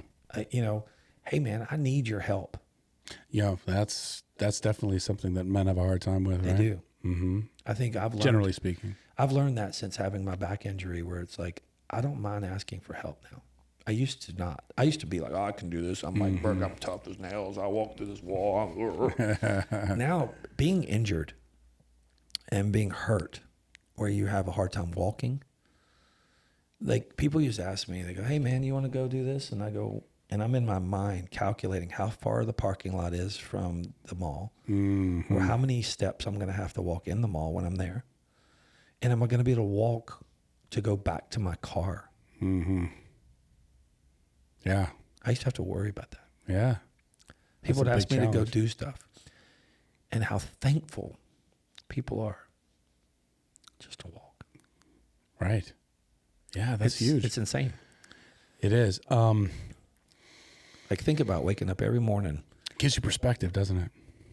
Gives you some perspective. If you ask me, hey Mike, I want to go to a flea market today and go check out all these different things, or I want to go to a car show today. And then first thing in my brain is how much walking am I going to have to do? Right? Right. And you don't know that. You don't know that's the first thing in my brain. Right. But I don't want to disappoint you. So I say, oh yeah, let's go. Right. So I'm over there going, all right, well, let me take a couple of Advil or some anti-inflammatories. And all right, I don't want to disappoint you. So I'm going to go kick ass and try to hobble along and go watch all this kind of stuff. And my first instinct is to say, no, I can't do it. But the second instinct is I'm not going to show weakness and say I'm going. Yeah. Okay. So here's where I'm going to Sure. disagree with you. Okay. I don't think that's a sign of weakness. I think saying what you need is a show of strength. Right? Sure. Saying, look, this is the situation I'm in. Right. That's vulnerable. That's People have a vulnerable to hard say. time saying that, though. Absolutely. Yeah. But I think that's stronger. And I think as men, we are programmed to not show emotions because it's not strength. Right. But I think showing emotion is actually a sign of strength. Sure. It shows you're in touch with yourself. It shows you can be vulnerable, right? That to me is stronger than, all right, I'm not going to deal with it. Are you vulnerable? I feel like I am. I am too. I feel like I am more than most men. I don't know. I don't mind crying. I definitely don't mind crying. I actually sometimes prefer like a good cry. It's so therapeutic. Get it out. Dude, I will eat an edible, a 20 milligram edible.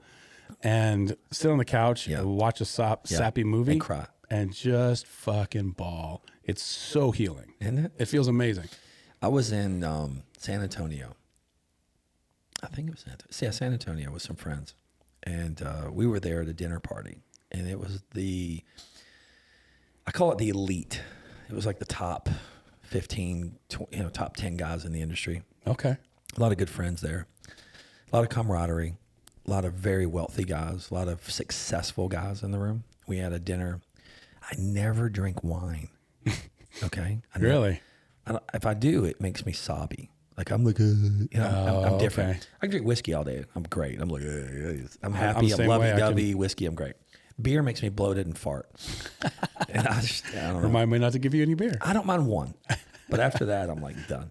So anyway, we go to this dinner party. We're in San Antonio. There's probably 14, 15 of us. We're there. And everybody's very close. We've been together, been to many dinner parties. We all respect each other. We literally are talking and going around the table, having like a round table discussion. One's going through a divorce. The other one's battling anxiety. All these people are tough guys. All these people are successful, wealthy, top-notch, run the best of the best businesses in the world.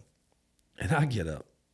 I've had 2 sidecars, which are like cognac and like whatever. And I never drink wine. And my buddy Rick pours a bunch of wine. He buys this great bottle, and I taste it. It's great. I drink another glass.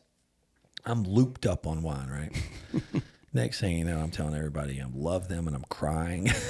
I love you guys. Love you, man. It was the funniest thing, but I'm sitting there, and I told everybody when I got back, I said, don't ever fucking give me wine again.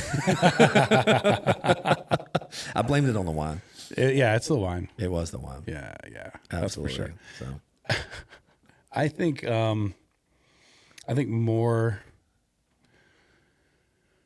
There's a fine line here, right? I feel like a lot of men have been turned a little too soft, a little too emotional. right.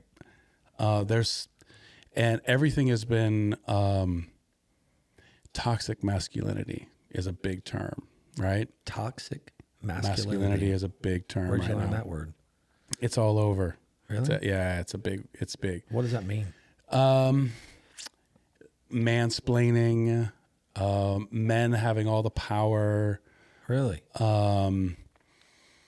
Like women are needing to share the platform with the men? To some extent, but also like slapping the waitress on the ass. Ah, got it. Like thinking it's okay to comment on their weight. Right. Toxic masculinity. Right. Which is valid. Right. Absolutely. But I think because toxic masculinity has become such a buzzword and has begun, like all these men in high power positions are raping and, doing horrible things to women. Like Clinton back in the day. Clinton, Bill Cosby, all of them. all these taking people, advantage of people. taking advantage of people because of their power, right? Right. Toxic masculinity. Sure. But I feel like masculinity as a whole has been thrown into that. Having any kind of strong masculine trait has become a toxic masculinity. Everything is cancel culture right now, right? Like that's the big thing. You say the wrong thing, you're canceled. Right. And I think you can't have an opinion anymore. You toss the baby out with the bathwater when you do that. Right? Yeah. So What happened to free speech? right. That's a great point. I think speech has become this thing. It's like, it's okay. Like free speech is okay as long as I agree with it. It has to be filtered. Yeah. Like a lot of these social media companies have a lot of power. Do I think that Trump should be off Twitter? No. Who cares? I don't have to follow him. Why do you have the power to soften his voice? Right. Like, yeah, he's an asshole. I don't have to agree I don't with agree him. with him. No. But he should be able to have a voice. he should be able to speak freely. He created his own media company. He did. It's kind of tanking a little bit. Oh, is it? Yeah. I don't know. What's it called? Oh, I don't even know remember. either, but I don't know. Freedom. I don't know. Is it even on the stock market, I heard, or something? I don't know. But the point I'm trying to make is I think we try to, we're overcorrecting I agree with that 100%. a little bit. And that might be coming from a white privileged individual. Sure. But a white male privilege, right? But I also feel like I have to speak up for masculine traits. I have to speak up for still being a man and standing up for your values, right? Yes, I can cry, but I can also kick your ass. Yeah, absolutely. Right? Yeah. You and I both, we would definitely kick some Right? ass. Yeah. So I don't know where I'm going with all that, but I just feel like just as a society as a whole, we've leaned a little too far over to I was in the gym the other day. cancel culture. There's a young lady. She just had a baby probably a year ago. And I'm in the gym every morning, 6 a.m. So I see the same people over and over and over, right? Right. The same family of people. They're always there, 5:36 in the morning. Lady came in probably 160 6 months ago. And she was there, and she works out hard, man. I mean, she is one of the most dedicated people I've ever seen. Nice. I walked up to her probably 3 or 4 months ago, and I'm like, "You're kicking ass!" Like, I walked over and I gave her like a knuckle, like a one of the fist knuckle pumps. And I was like, "Kick ass!" Like a little respect thing, right? I hadn't seen her in a couple months. I mean, I have, but not really. Yesterday, I was in the gym. This girl was probably 120 pounds. Looked ripped, like amazing. Like, I'm over there going, like, you're in the gym, you're a guy. I don't give a shit if you're married, you got a girlfriend. I don't care. If you see a hot chick in the gym, you're going to glance in the mirror and go, nice body, nice ass, nice boobs, nice whatever. Sure. And if they're cut or ripped, guys too. Listen, I'm not gay for any reason, but I will look in You don't have to make that statement. I don't. Yeah. But I can admire another man. Sure. I can look in the mirror and go, fuck, that dude's got a fucking ripped ass body. Absolutely. And I'm over there looking and going, shit. And I walk up to him and I'm like, I fucking hate you. I'm like, you dick, I hate you. Right. And I love him. That's a compliment. So if you go over to a guy and you say, dude, I fucking hate you. And he goes, what? I go, I wish I could look like you. Right. That's a compliment to a guy. You walk up to a girl and say that, you're getting slapped, right? But I walked up to her yesterday in the gym. And I looked over at her and I said, you don't mind if I talk to you, do you? That's the very first thing out of my mouth. I said, you don't mind if I talk to you? I said, but I'm going to give you a compliment. And I said, that's second. And number 3, I said, I want to just say that you look fucking amazing and good job. And I knew that she had a baby.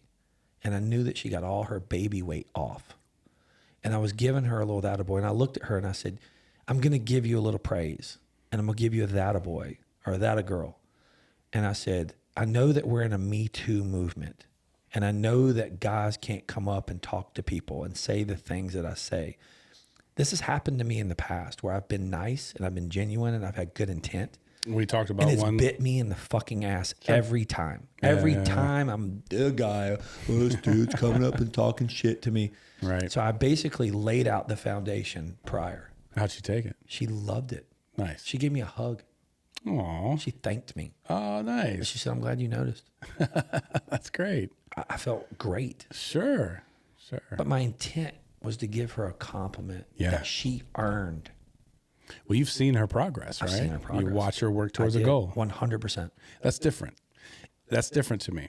If you just walked up to a girl on the street and said, you look great, man. I'm so proud of you. Right. Right? That does not mean the same. It's not the same. No. You've watched her progress. Yes. You've seen her go through her transition, and you know that she's working towards that goal. She's killing it. Right? Whereas I think a lot of women feel like, why do I have to look this way in order to be accepted? Right. Right?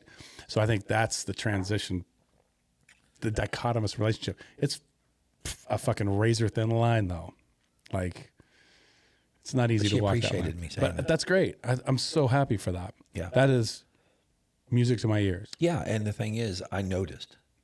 Right. And she wanted, she was happy on it. It was an acknowledgement of a goal. Yeah. Not necessarily of, Right. I accept you now that you're here. No, it was right. It was an intent of that's the difference. It was like, girl, you motivated me. Like, I'm in there going, shit, I need to do 3 more sets. Like, this girl's lost 50 Kicking pounds, ass, just had a baby. She's kicking ass. And she looked phenomenal. That's awesome. And to her, Good for her. She still wasn't there yet, like mentally. I think a lot of women struggle with that. Men too. But I think a lot of women struggle with that, even if they're, supermodel ready. Right. They're insecure Have you about ever their looked in bodies. the mirror and said, "Fuck, I look good"? Yeah. Yeah. But I don't think a lot of women do. I don't think so either. I don't think a lot of women do. I know my wife tells me Yeah. this. I think you look good. I think you look good too, Thanks, man. man. I'm not gay at all. Me either. I mean, if you were in prison, I'd hug you. Oh, man. I'm training right now. I got a Spartan race 2 weeks from now. You've done how many of those? 2. 2? Yeah. I When did was a your 10K and a 5K. When was your first like outdoor obstacle race? That was when I joined the military. Oh, those military runs. Yeah. Yeah. You haven't done it since. And then like out of the military, you've done like mud run. You've done. They're all Spartans. They're all. Spartans. You've done nothing but Spartans. But I think Spartan just bought Mud Run. Okay. So they've kind of combined. There's Mud Run. There's Spartan. There's what are they? They're well, there's a lot of different ones. There's the Iron Man. Yeah. There's the Tough Mudders. Tough Mudder. That's what I did. Tough Mudder is the one that has like electrical shocks I and did stuff Tough like that, right? Mudder. Is that the one? I think so. Is I that did the difference? I did it up towards their thing? Mooresville. It was called the Tough Mudder. I don't know what Tough Mudders. I What had the to difference go- is? I Are they the literally same? Or was are they just a scared to different death. brand? I had to go up on a platform and cross over these poles that were fucking full of mud. Nice. And I'm walking. And I'm like, what the hell? And I had to jump a fire. I had to go under barbed wire. Like it was pretty. That's similar to a Spartan. It was pretty tough. And the running is what I hated. Oh man, I wish it was a mile. I wish the whole thing was just a mile. If it was just 1 mile of shit every like few. They have a kids one. You could do that one. I'm all in, man. Do you have an over 50? They do. So they run the elites first. Yeah. Then they have age categories after. So any age group can join the elite, Yeah. whatever. Yeah. But elite. Yeah. And then after that, you've got 20 to 29, Right. 30 to 39, Right, 40 to 49, 50 to Right. 59, on and on. And then they have open, Right. where you can be in a wheelchair and being pulled by your buddies That's cool. in the open. I wanted to do a triathlon one day before I die, but I only wanted to do the swim and the bike. The running I can't do. They have different ones. Yeah, you can tag somebody in like They a have relay. one that is, let me think. I think it's, I want to say it's canoeing. It's trail riding. Yeah. And then there was one other thing. It might be running. It might not. But there's different events that you could get into. What countries have you been to other than Egypt, Korea? Germany, Turkey. What's your favorite? My favorite? Yeah. You said Turkey. Germany, Turkey. Istanbul. Turkey. Really? Fucking love Turkey. Where'd you go in Germany? Turkey. We went to Rhein-Main Air Base, which is right outside of Frankfurt. Okay. I'll be in Frankfurt next week. I know you were. Yeah. I was. No, that's awesome. You're leaving Saturday, right? This Saturday I'll be in Yeah. Frankfurt. Then I'm going Dude, to that's awesome. a place called Stuttgart. Stuttgart. Then I'll be in Zurich, and then I'll be in London. So you're going to London too? Yeah, be there. Is that a layover? Or is No, that I'm going to be in London working. I've got to go Thursday, Friday to London. Thursday, Friday we'll be visiting and touring shops there. Okay. And then Monday we're going to a race that the company that's paying me to go. Yeah. They are sponsoring the race at the GT. It's called the British GT Championship. It's a car event that's going to be really cool. That's cool, man. So What a cool experience. Yeah, it's going to be awesome. Have you been to Germany before? Nope. China and Canada are the only 2 places I've ever been. You got to be kidding me. That's it. Dude, Yeah. this is exciting, man. So I get to go to Switzerland, Germany, and London all on the same trip. And you're going on the Autobahn, right? I'm driving on the Autobahn. Yeah. A Porsche. You can drive a Porsche? Yep. It's fitting, right? Yeah. What model? No idea. You don't know? No. But I'm going there to work for the Porsche facility.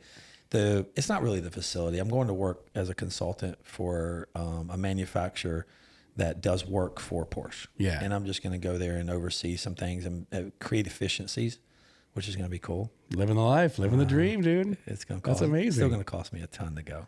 Is it really? Yeah, because the way I But you're going on a kind of a vacation. it's sort of a kind vacation, thing, right? but as a consultant, people don't realize when you're a consultant that they pay you a day rate. Yeah, but So it's what not hap- always paying for all your bills. Right? Well, the thing is, man, you got hotel, you got rental car, you got food, you got airfare.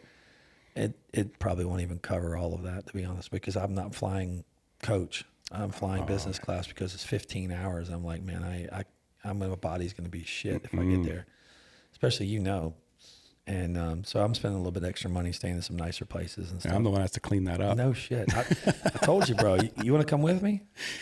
I would love to. Really? If I didn't have my race, I know. I probably would. I would be like, bro, I'll pay you. Let's go.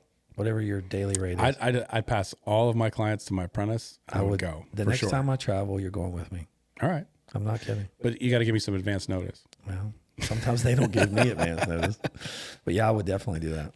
Yeah, I'm in. I would love it. You'd be awesome to travel with. So, I love traveling. Amy's not the biggest, that's my wife. She's not the biggest traveler. Yeah. She's gotten better. Yeah. She's gotten much better. But like, she's that girl that's like, I need 15 suitcases. And I'm like, I can girl, live out of a backpack, right? Me too, man. Same. Yeah, I can wear the same pants every day. I'm like, give me a Here's my little backpack. nylon Got pants everything on. in there. They're Good to go. waterproof. I'll just rinse them out through the Maybe sink. it's the military days. Yeah. In me. I don't know, but I camped out a lot. So I'm used to camping. Well, I grew up camping yeah, too. we raced motocross for 7 years, man. I showered out of a little bag. Right. We would put a bag on top of the roof, a Coleman bag on top of the roof. It'd get heat up by the day, and we would take a shower. Dude, that's amazing. Okay, quick story. My uncle used to be a guide for deer hunters. Yeah. And we had property all through the mountains, right? So, but you only could get there by horseback. No motor vehicles would be able to get there. Where was this? This is in the Santa Rosa Mountains Yeah. in Southern California. It's the San Jacinto Mountains, excuse me. So you had to get there by pack mule and by horse, right? Insane. So everything had to be taken up this 15-mile trek up the mountains. Insane. So he trekked up this hot tub, broke it into parts, put it on the mules, packed it up, welded it together when he got up there. A hot tub. Put water in the hot tub. That was a stream that ran right through the property there. And he diverted the stream into the hot tub, put a fire under the hot tub, ran a pipe from the hot tub down to this tree, through the tree, cut out a piece of the tree on the other side that looked out over this fucking beautiful landscape, and had a hot shower hooked up under that tree. Insane. So Smart guy. Yeah. He was mechanic. I wonder if plumber. that's still there. I don't know. He's in his 70s now, so he's not up there. Huh. I don't know if anybody ever goes up there. So what's next for the fix? Your school? Your apprentice? You're going to turn everything over to him? Well, big goal Yeah. is to franchise it. Yeah. I want to like develop some protocols and standards of process to make this repeatable. How long would it take someone to learn your process? Well, they have to go through the school. And how long is that? 6 months. So if you were to sell me your process and sell your knowledge and your name and 6 months, what would that cost? Well, it's going to take you a year. Okay. Because you have 6 months of learning the technical skill. Because I want people to buy this franchise who know the business. I don't You want have to be a massage therapist. You have to be a massage Then therapist. you do 6 months of this structural integration training. Then you can So you have do a year? 6 months of training. How much is massage therapy school? It can be anywhere from 9 to 17,000. So, okay. And then how much is yours? And then ours is 15 to 17. So you have $30,000. Investment plus whatever the franchise cost is going to be, which I don't know yet. Probably 30, 40 grand, Probably. 35. Yeah. That's right, right? And You then need some help with franchising. Let me know. I got a guy. I would love some help. I got the guy. For me, it's I'm still infant. I'm still kind of. He writes the book, does the program, files the everything, and I'm in the process of doing that right now. Are you? Yep. That's right. We were talking about that. That's right. Yeah. I'm only going to franchise the residential commercial side of the business. That's I'm not right. doing the auto because the auto is too technical. Right. And so the residential commercial side is the easier way to get Easier in. way to go. And Nice. it's simpler. It's an easy business model to get involved in. You do roller shades, blinds, decorative films, architecture, Sure. and you get a van. You're in business. We train you. You're up and gone. Nice. And very similar. I don't want a lot of royalty percentage. I think I want a flat rate. I don't like, when it comes to franchises, one thing that steered me away from being a franchisor early on was the fact that, say you bought a Subway. I'm just going to use Subway because everybody knows Subway, right? Say they get 7% of your sales, okay, as Subway does. But Subway does national advertising. They do radio, they do TV, they do media, and that money goes to basically pay all of the franchise fees. Right. But if you're say $150,000 business your first year, then you're a 300 business your next, you're 400, and then you're 600. So you cap out at 600. I don't think the franchisor does enough to value the 7% of what you did over 5 years of growth. I feel like when I sold you the business, I trained you. When I sold you the business, I'm going to do the same amount of marketing year 1, year 2, year 3, year 4, year 5. You're still doing the same amount of work. Correct. It's the franchisee that's doing all the work. Correct. And right. I feel like that's fair. I feel like if I'm going to get a 7% of your business and I'm getting 7% of your growth, that's not fair. Mm-hmm. I don't think that's fair to the business owner. So I think there needs to be a cap. I like that. That's how I can see that. That's how here's the thing. You remember when it comes back where it says, would you work for you? Mm-hmm. How would I want that model? And I asked a guy the other day, he goes, how do you keep employees? And I said, well, how would you want to get paid if you worked for you? Would you want a cap on your income? I would not want a cap on my income. I'd want to know that if I worked harder, I got paid more. Well, different people are incentivized different ways. Sure. Some people want more time off. Right. Some people want paid vacation. Sure. That's about listening, right? I agree. I think you have to listen to each individual and change the goalpost. So one thing that I try to do is listen to my guys and change the goalpost, because this year the goalposts are 20 yards away. Next year they might be 40 yards away, or they might be 10 yards away. Right. But if you're not constantly changing the goalpost, you're never going to score the touchdown. Mm-hmm. I feel like you got to constantly be changing the goalpost, because every year your goals change. If you had 3 kids and you had 1 when you got hired, your goals are to spend more time with your kids. I've had that happen to me. Yeah. So I've had a guy very ambitious, very driven, very like, I want to kill the world, conquer the world. I want to own a business. I want to do this. He had kid 1, kid 2, kid 3. Now he's coaching soccer, coaching basketball. Changes. Coaching. Now he's like, bro, I just want fucking Saturdays off. Right.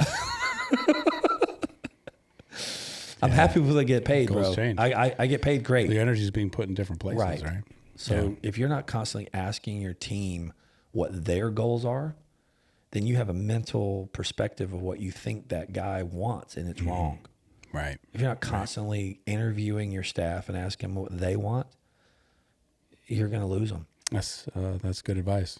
So I think that you have to listen to what they want. Right. And then how do you write that into a franchise protocol, though? You know, you can't do it. Well, you can, but you have to teach the franchise.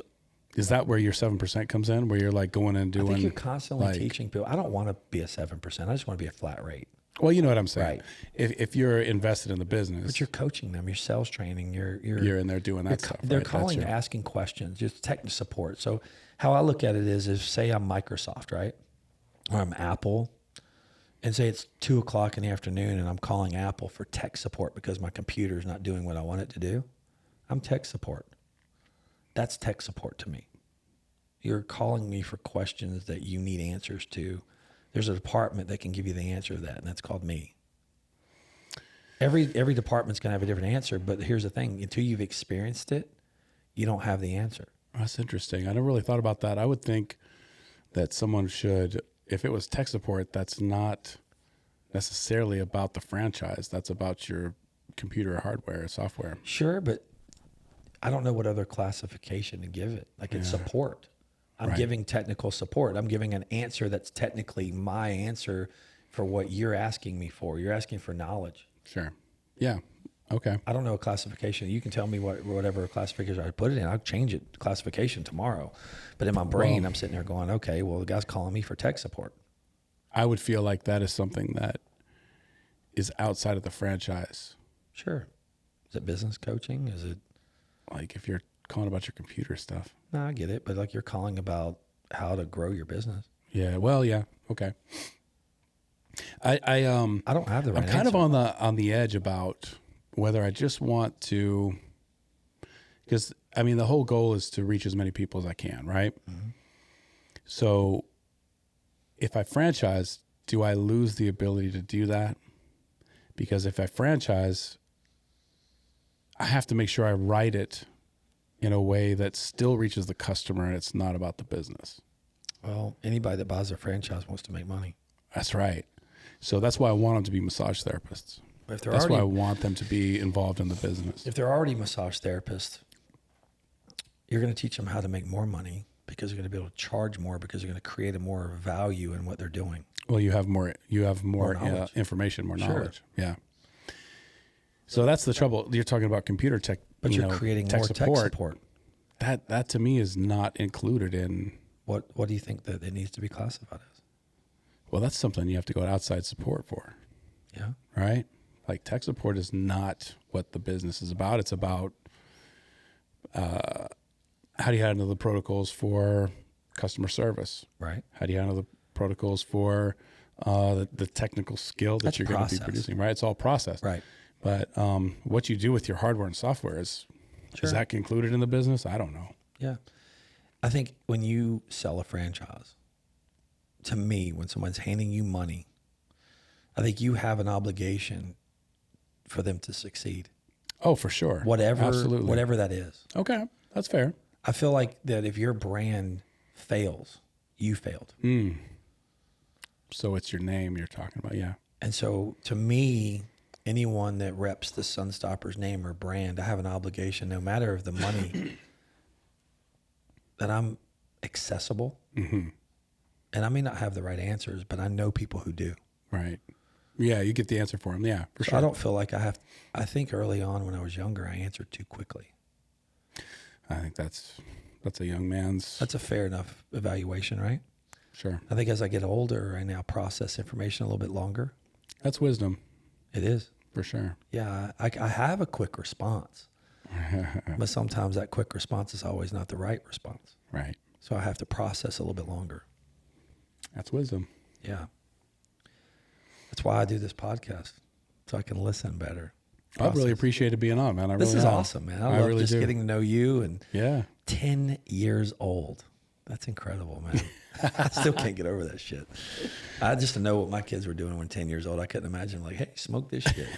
No, that's crazy, man. But you're doing great, man. The Fix is going to be big. I know you're going to be big. You're a visionary. You're unbelievable. Thanks, Whatever man. you visualize, you're going to do. I think that's true for all of us. All we of just us. have to Yeah. realize that that's true. But what's your goal? You got to visualize it, see it, then put it in action. And you've got to quit being the technician and start being the entrepreneur. That's right. I love it. You're going to read the E-Myth now. I'm in, bro. You got me. I'm into the E-Myth, man. I love it. What other things about the E-Myth would you like to share about that you've learned in that book? How far are you along? Halfway through? Yeah, about halfway. Anything else? Let me think. That's the general idea is context. you have 3 personas when you're in business for yourself. You have your entrepreneur, your manager, and your technician. So which hat are you going to wear? Sure. Different hats, different days, right? So do you put your entrepreneur, your dreamer hat on, your visionary, or are you managing people? Are you managing process? Right. Or are you in the technical skill of the work? And this is something I already knew, but there's a difference between working in your business and working on your business. So there's a percentage that you put into each one of those. Right. If you're in the technician mind, you're probably working more in your business. When you're entrepreneur, you're working on your business more, right? So being able to switch those hats and be able to see the dream and then do the detail, manage the process. That's good information. Right? Have all 3 of those. It's a great book. Really is. I think everybody needs to read it. Yeah. It's hopefully I spike them a little bit. I love it. Hey, we drank some Whistle Pig. We got to did. hang out. We I learned Pig way out. more about you. You're one of my really close friends. I love you. I appreciate that. Thank you, man. Yeah, I I love you. I appreciate value that. you a lot. I definitely value you, man. Like, Yeah, you're good people. you become an important person in my life. So thank you. Yeah, you too, man. We're going to wrap it up. This is my wrap it boy up. Ken. Have a good one. Love you guys.